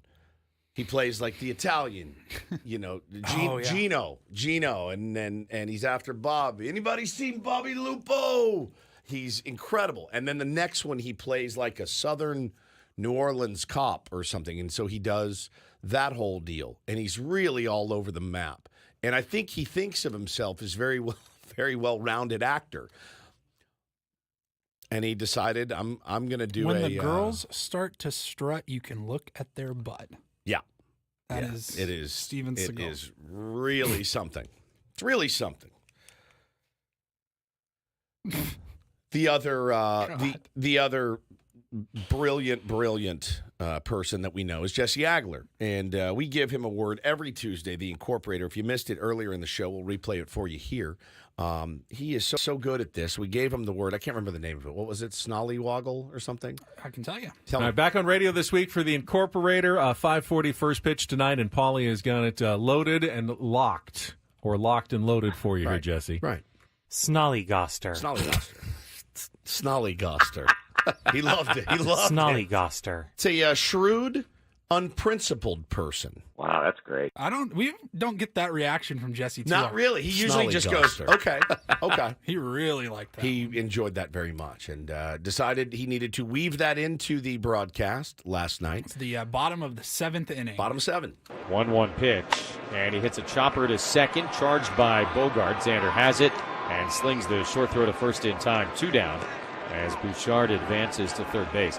And, of course, because of not only the sheer volume of hits, but the kinds of hits that Blackman has collected against the Padres over the years, I imagine most Padre fans just, the sight of his face, it makes them shiver and evokes a feeling of hatred. But everything I've ever heard about the guy is he's a wonderful human. He's no snollygoster. He's a good guy, and he's got a great story with how he got to the big leagues. Here's Ezekiel Tovar, who takes the curveball low, 1-0. First, a snolly what? Snollygoster. Like a bad guy. Okay. I know they certainly can't stand his face, Padre fans, and they certainly probably hate that walk-up song at this point. Tonight. Swing and a miss, 1-1 on Tovar. Yeah, again, really kind of the only bright spot in last night's game. And, they'll get their chance to redeem themselves today. I'm a little nervous about this one. Paulie Matt Waldron on the mound. Knuckleballs traditionally in the thin air. Not done great. But we'll see. We'll see. I hate to start it with a negative attitude. I'm excited to watch the boys. I am every single night. Even if they break my heart, I count the minutes until it's first pitch time. I don't think the Rockies have announced a starter yet. Not that I've seen. But, every time we talk about, every time we say, this should be no problem. Gotta jump on this guy. Gotta jump on this guy. 0-2 with a 8.43 ERA. And I don't really believe in the announcer jinx very much. It's funny when it happens, but I really don't believe in the announcer jinx for things like this. It's funny when they say, no, he hasn't given up a hit in his last 36 innings. Bam, base knock. I laugh. That makes me laugh. And what I don't do is I don't say, damn it, Don, how do you blow that, right? The no-hitter one, I feel a little bit different about that one. But I swear, right when they said it last night, right when they said, "Oh, listen, you got to get in this Rockies bullpen. They are just horrible." I went, "Oh boy, here we go." Beeks comes in and just shoves. Night of his life. 3 innings, 3 scoreless against the Pods last night. Couldn't get anything going. And I'm sitting here today going, all right, if I say on the air Matt Waldron's going to have a rough time, I hope to God that I'm wrong. I hope he goes out and goes 5-6 quality innings and we jump on TBD as soon as possible. But I got an email this morning, and if you guys don't follow, I'm not great with this. So it's a what would you call this on Substack? A blog? Yeah. A blog. It's called Letters to AJ. And it's written under a pen name of Archie Cianfrocco, right? So you tell me this isn't This is not Archie. Okay. So I get it. I love it. I think it's really good. It's very in-depth. It's funny as hell. So sometimes you need more than just the eye test when you're watching a baseball team. You need things quantified to better understand what you're seeing. We need new metrics for the San Diego Padres. So here are some extremely well thought out advanced metrics that are definitely not an overreaction to barely 15% of the season and a single bad loss in Coors Field. They've come up with punishment ratio, okay? If you've watched every game the Padres played on the way to the 13-13 record, you have that sense that the Padres are committing a lot more errors than you'd expect from a good defensive team. But it feels like they're being punished. We talked about that earlier in the show. They have allowed 19 unearned runs on 17 errors. So they did everybody in baseball, and they lined it up with punishment ratio, which is unearned runs and errors. We are 4th in the league in punishment ratio with 118 runs scored. 99 of them have been earned, 19 unearned. So that's a really, really, you're right. When you feel that, they are top 5 of that. This is brilliant. Frustration index is another metric that they came up with. Unearned runs plus errors plus grounded into double play, which they make the point. Hitting into a double play is essentially like an error on offense, right? It just kills you. It ruins your inning. It's like an error. Yeah, an offensive error. It's brilliant. Subject it's not a mental error, but it's an error. It hurts you. Subject to luck and not necessarily indicative of the player's underlying skill, fluky and frustrating as hell. The frustration index. We are in baseball, again, unearned runs plus errors plus grounded and double plays, number 1. Number 1 in baseball with a frustration index of 62. And it's a common sentiment in baseball. It has been forever. Like, errors hurt you. They always come around to score. A walk. You're up 0-2 and you let a guy get on base because of 4 straight, you can't hit the zone. That guy usually comes around to bite you later. So that's not uncommon, but it felt like the Padres were getting punished even worse this year, and then now you have we have literal proof. My frustration. I don't like that. And what's funny? As frustrated as I was after last night's loss, it was a frustrating one. With a 3-run lead and your bullpen fresh and ready, their bullpen being terrible. That's why this game is dumb. As Craig Elson says, baseball's stupid and you shouldn't watch it. Yeah, well, you wonder why you put yourself through it. I love it so much. I cannot wait for 540 tonight. I cannot wait to do this all again. We are gluttons for punishment. But if you are frustrated, you have every right to be. They are, as it stands today, a mediocre baseball team. I don't know that I really expected any more. I don't like looking back and going, if we had just done this and we had just done that. I understand we do that on a daily basis, but I can't let myself get lost in it. This team, in my opinion, is better than a 13-13 record right now. With reinforcements coming, we have not heard any update on Manny and their baby or anything like that yet. I hope everything is going well for them, but getting him back at third base, back in the lineup certainly is going to help. So I don't remember if this was on the air or off the air earlier. We were talking about the paternity leave. So he gets 3 days, I think so, in Major League Baseball. So they were already expecting, most likely, he's not flying out just for the morning game, the day game on Thursday. So they're going to play a man down tomorrow? Yeah. Yeah, I think they well, otherwise, no, you get to call. Do you have to put him? Matthew Batten's up for him. He's already up. Right, but don't they have to, reinstate Manny after 3 days is what I'm asking. Oh, do they have to reinstate him? Yeah, I don't know. I don't know how that works. So that would mean they'd put Batten back down or Back something. down and then play just play a man down tomorrow. short. Yeah. And you're expecting him back on Friday. So, yeah, we hopefully we can get that going. Yeah, you got to take care of business these next two games, and really you got to take care of business tonight. Find a way to win with your number 5 starter on the mound. That's what good teams do. So you again, we're going to ask you every day to prove yourselves. That's what good teams do. Oh my God, thank you. Feels so good that my statement is backed up by the skipper, Mike. Yeah, Schupp. of course. Oh, yeah. Thank you, man. I really appreciate it. But, yeah, so find a way to win tonight. We will be right back. We will play, if you missed it earlier, Ben mocks the draft, First, certainly. we're going to give away a pair of tickets. Oh, let's Parker do that. McCollum at Cal Coast Credit Union Open Air Theater on October 25th. Tickets are on sale now at Ticketmaster.com. But if you would like a pair of tickets, we've been giving away all week. 833-288-0973. 833-288-0973. Get your pair of tickets to Parker McCollum. Call now. Coming up next, if you missed it, Ben one mocks of our the draft. favorite traditions of the year.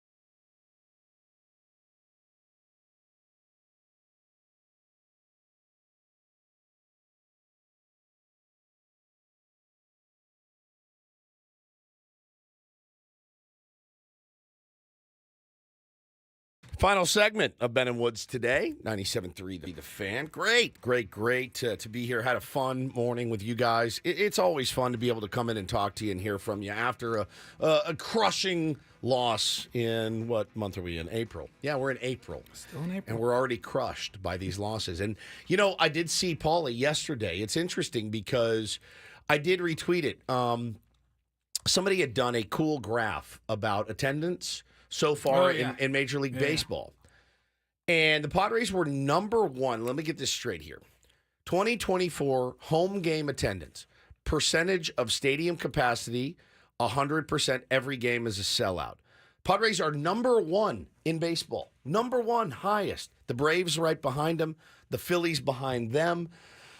The Red Sox, the Yankees, the Dodgers, the Cardinals, the Cubs, the Rangers, the Houston Astros are about 85%. They're all hovering around 80. Padres above 90. Looks to be about 95 to 96%, which is just insane.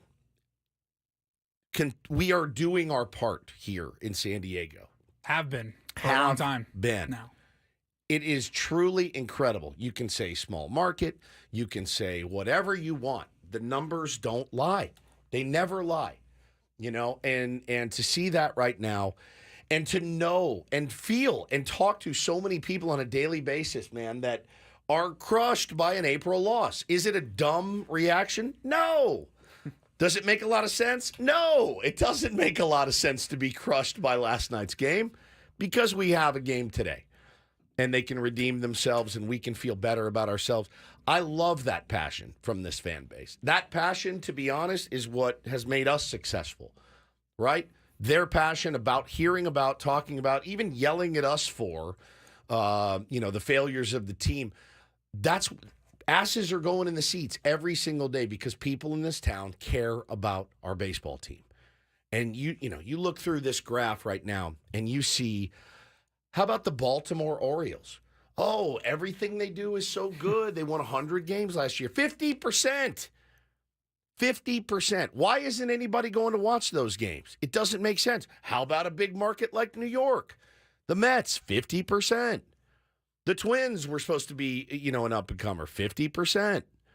Your usual suspects, the Tigers, the White Sox, the Marlins, they're around 40%. But you've got teams like the Rays who are perennially in it.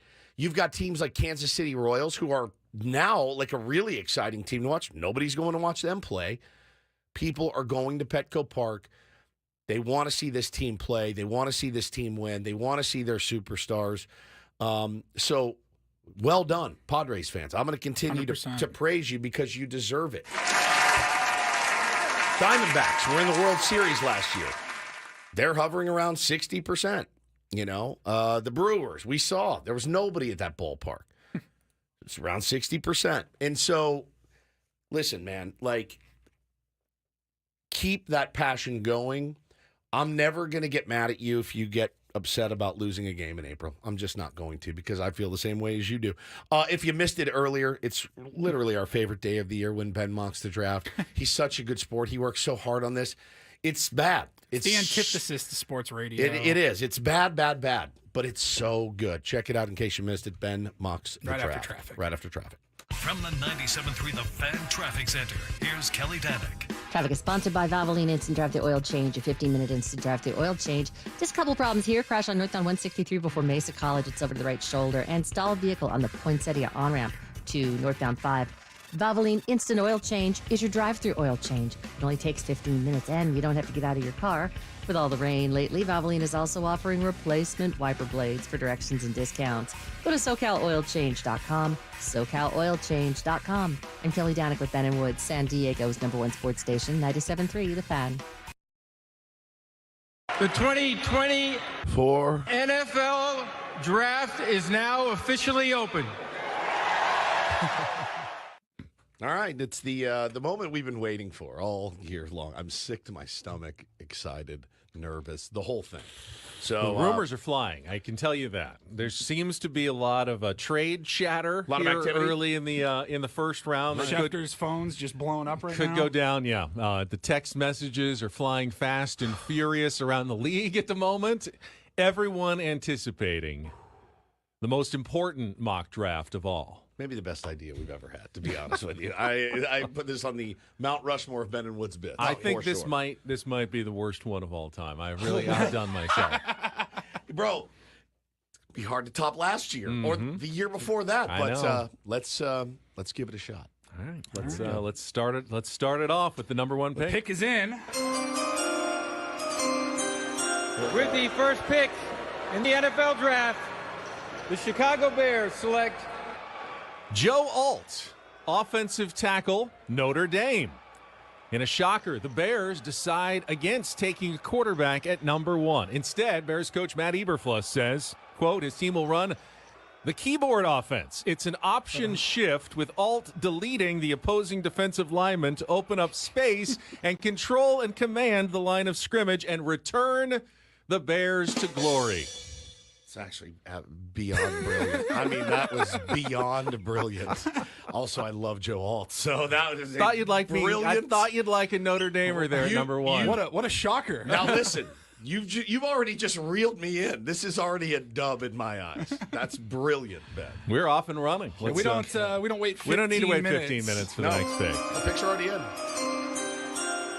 with the second pick in the NFL draft, the Washington Commanders select Caleb Williams, quarterback out of USC. Williams immediately announces his intention to enter the transfer portal. Quote, I really would have been okay playing for the Bears, but there's no chance I'm playing for the Commanders. Not bad at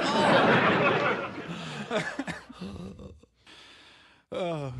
All right, let's move on. All right, third pick is in. The joke is he makes it so literal. I know. I will not play here. I don't want to because they are a bad team, and I would like to play elsewhere. I like to put some big names in there as well. I know you do. Third pick, the New England Patriots are on the clock. Let's go to the podium. There he is. With the third pick in the NFL draft, the New England Patriots select. Now, this is a surprise. Christian Mahogany, guard out of Boston College. New coach Jared Mayo trying to rebuild the offense and franchise after succeeding Bill Belichick. Quote, we'd never pass up an option to remodel our line with rich mahogany. We're also planning to add many leather-bound books to the organization. Oh, my God. His laughter after he just likes gets that me one. every year. He really liked that one. There's some chatter going on now. I'm hearing some chatter. Oh, no, some moves. Oh, yeah, some text messages coming in here. Oh, yeah. We have our first trade. Yeah, we do. Of yeah, the Vikings were on the clock. They are no longer on the clock. Oh, let's go to the commissioner. The Minnesota Vikings have traded the fourth pick to the Los Angeles Chargers. With the fourth pick in the NFL draft, the Los Angeles Chargers select. The Los Angeles Chargers have traded quarterback Justin Herbert and the 11th overall pick in the first round to the Minnesota Vikings for their number 4 overall selection. And they have selected J.J. McCarthy, quarterback out of Michigan. Jim Harbaugh immediately guarantees McCarthy will win 8 Super Bowls, surpassing Tom Brady. And he then announces that in lieu of training camp, the Chargers will get ready for the season by watching every rerun of Judge Judy. No, that one didn't work for you. Because that's a Harbaugh's Jim weird. Harbaugh was in the background of a Judge Judy taping. Yeah, it's a Harbaugh's really weird kind of joke and kind of loves J.J. McCarthy a little too much. Well, I knew that, but I didn't know about the Judge the Judge Judy thing, yeah. I know that he's obsessed with Judge Judy. He did get caught on the sideline eating a booger. I might have gone to that joke because he is a notorious booger eater. That could have worked too. Yeah, that's all right. Well, they don't all. They're not all deadly. Let's get back to it. Arizona Cardinals are on the clock. That was the first one to make me sweat. That one made me sweat a little bit. With the fifth pick in the NFL draft, the Arizona Cardinals select Zach Zinter, guard out of the University of Michigan. Arizona GM Monty Ossenfort really liked what he saw at the Combine. Quote, at 6'6", 332 pounds, he's got legs and he knows how to use them, so we had ZZ top of our draft board.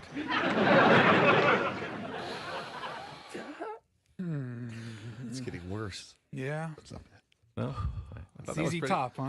Yeah, Zach Zinter, ZZ. That's his nickname, ZZ. A lot of linemen moving in the a lot of offensive linemen in the first. My draft, I believe in building from the trenches out. Outward, yeah. Yeah. It's like golf. You work green out. That's exactly right. I think it's a wise strategy. Oh, man. Well, this just, I'm pouring sweat right now. The New York Giants are on the clock with the 6th pick, and this just came across the board here that we have another trade, ladies and gentlemen. The New York Giants have traded the 6th pick to the Tampa Bay Buccaneers. With the 6th pick in the NFL draft, the Tampa Bay Buccaneers select TJ Tampa, cornerback from Iowa State. Quote, we couldn't risk letting Tampa fall any further in the draft and possibly going to a non-Tampa-based team. I didn't have a ton to work with. I'm sorry. You picked it. I know. Yeah, there's like 300 guys. I know. I went through all like. His name is Tampa. I went through like Tampa. 400 draft prospects looking for some of these. They're harder than you think. All right, don't worry. We're not done yet. Okay, I think it gets stronger here. Oh, and what is this, ladies and gentlemen? The 7th pick. The Tennessee Titans have traded the 7th pick. Another trade in the top 10. We're making Ben and Woods. Ben mocks the draft history here. the Tennessee Titans have traded the 7th pick to the Baltimore Ravens. With the 7th pick in the NFL draft, the Baltimore Ravens select Drake May, quarterback out of Duke University. Wow. With wide receiver Zay Flowers already on the roster, John Harbaugh is looking forward to see if April draft showers really do bring May Flowers. That's pretty good. There we go. I think that's my favorite so far. That and the alt one's very good. I had to get him to the Ravens somehow to make that one work. Very, very good. Which is why we're in kind of a run of trades now, here. Are they not confident with Lamar Jackson? That's Apparently an interesting not. choice. I mean, you know, it's like the Patriots. They're always looking for the next successor to their franchise quarterback. They may end up trading him to the 49ers in 3 years. Who knows? That's a good one. All right, well, with the 8th pick, the Atlanta Falcons are on the clock, except we got another trade. Wow. Let's go to the podium. Commissioner Higgins. the Atlanta Falcons have traded the 8th pick to the San Francisco 49ers. With the 8th pick in the NFL draft, the San Francisco 49ers select Tanner Bortolini, guard out of the University of Wisconsin. 49ers coach Kyle Shanahan says he plans to play Tanner next to guard Alfredo Gutierrez, giving his team a very tasty O-line of Bortolini Alfredo. Oh, my God. Oh, my God. That was great. That's really good. I did not read that one when you sent them over. Holy crap. The trades are the best part. If I could even begin to explain how much extra work. I want like a 40-team trade next year. I want like picks and everything. Oh, don't worry. They're not done yet because the Chicago Bears are back on the clock again, but they're not staying in the number 9 slot. This is the 5th trade of the top 10. the Chicago Bears have traded the 9th pick to the Kansas City Chiefs. With the 9th pick in the NFL draft, the Kansas City Chiefs select Kool-Aid McKinstry, cornerback out of Alabama. You knew that was coming at some point. Chiefs GM Brett Veach couldn't resist the opportunity to pair Kool-Aid McKinstry with Kool-Aid Man head coach Andy Reid. Reached for comment. All Veach had to say about the pick was, "Oh yeah!" Oh yes! Wow, that was great. Great. Wow. Is that it? No, we you got to still more. wrap up the top 10. Plus a little surprise. All right. The New York Jets are on the clock. You know they're going to the 10th butcher pick. this. Yeah. They actually the Jets. They just got the pick in time, and they are on the clock. Here's the commissioner. With the 10th pick in the NFL draft, the New York Jets select Malik Neighbors, wide receiver out of LSU. Not only is it a new pass catcher for Jets veteran quarterback, but we all know Mr. Rogers loves to sing about his neighbors. Benny knocked that out of the park. That is the annual Ben Mocks the Draft here on Ben and Woods. We are out of time. I did. I closed out early. I did. I shut down the camera early. You guys know what I look like. It's disgusting. I was like, wait, that's just me. I hate looking at myself in this camera every day. You're lucky that I love this job. Now I'm putting it back on you. I do not want it on me. I just can't. It's so close. Every single stare. That's far away now. Right into my gullet. That should be the view for me. We'll just all have our cameras like 8 feet away. crisscrossed throughout here. Thank you guys for being here today. Real quick, some fun stuff, at least scheduled for tomorrow, right around this time, actually. If you are listening, we are scheduled to have one Jake Cronenworth on the show at 9:30 on Thursday morning. Please, Jesus, let him have a big day today, okay? No 0 for 4 with 2 grounded into double plays. All right, let's pray for a big night from Jake and all the boys. We'll be back tomorrow. Got a bevy of guests coming by. It's going to be a wild one. See you right here at 6 a.m. Love you guys. Have a great rest of your day. It's Ben and Woods 97.3. Okay. So long.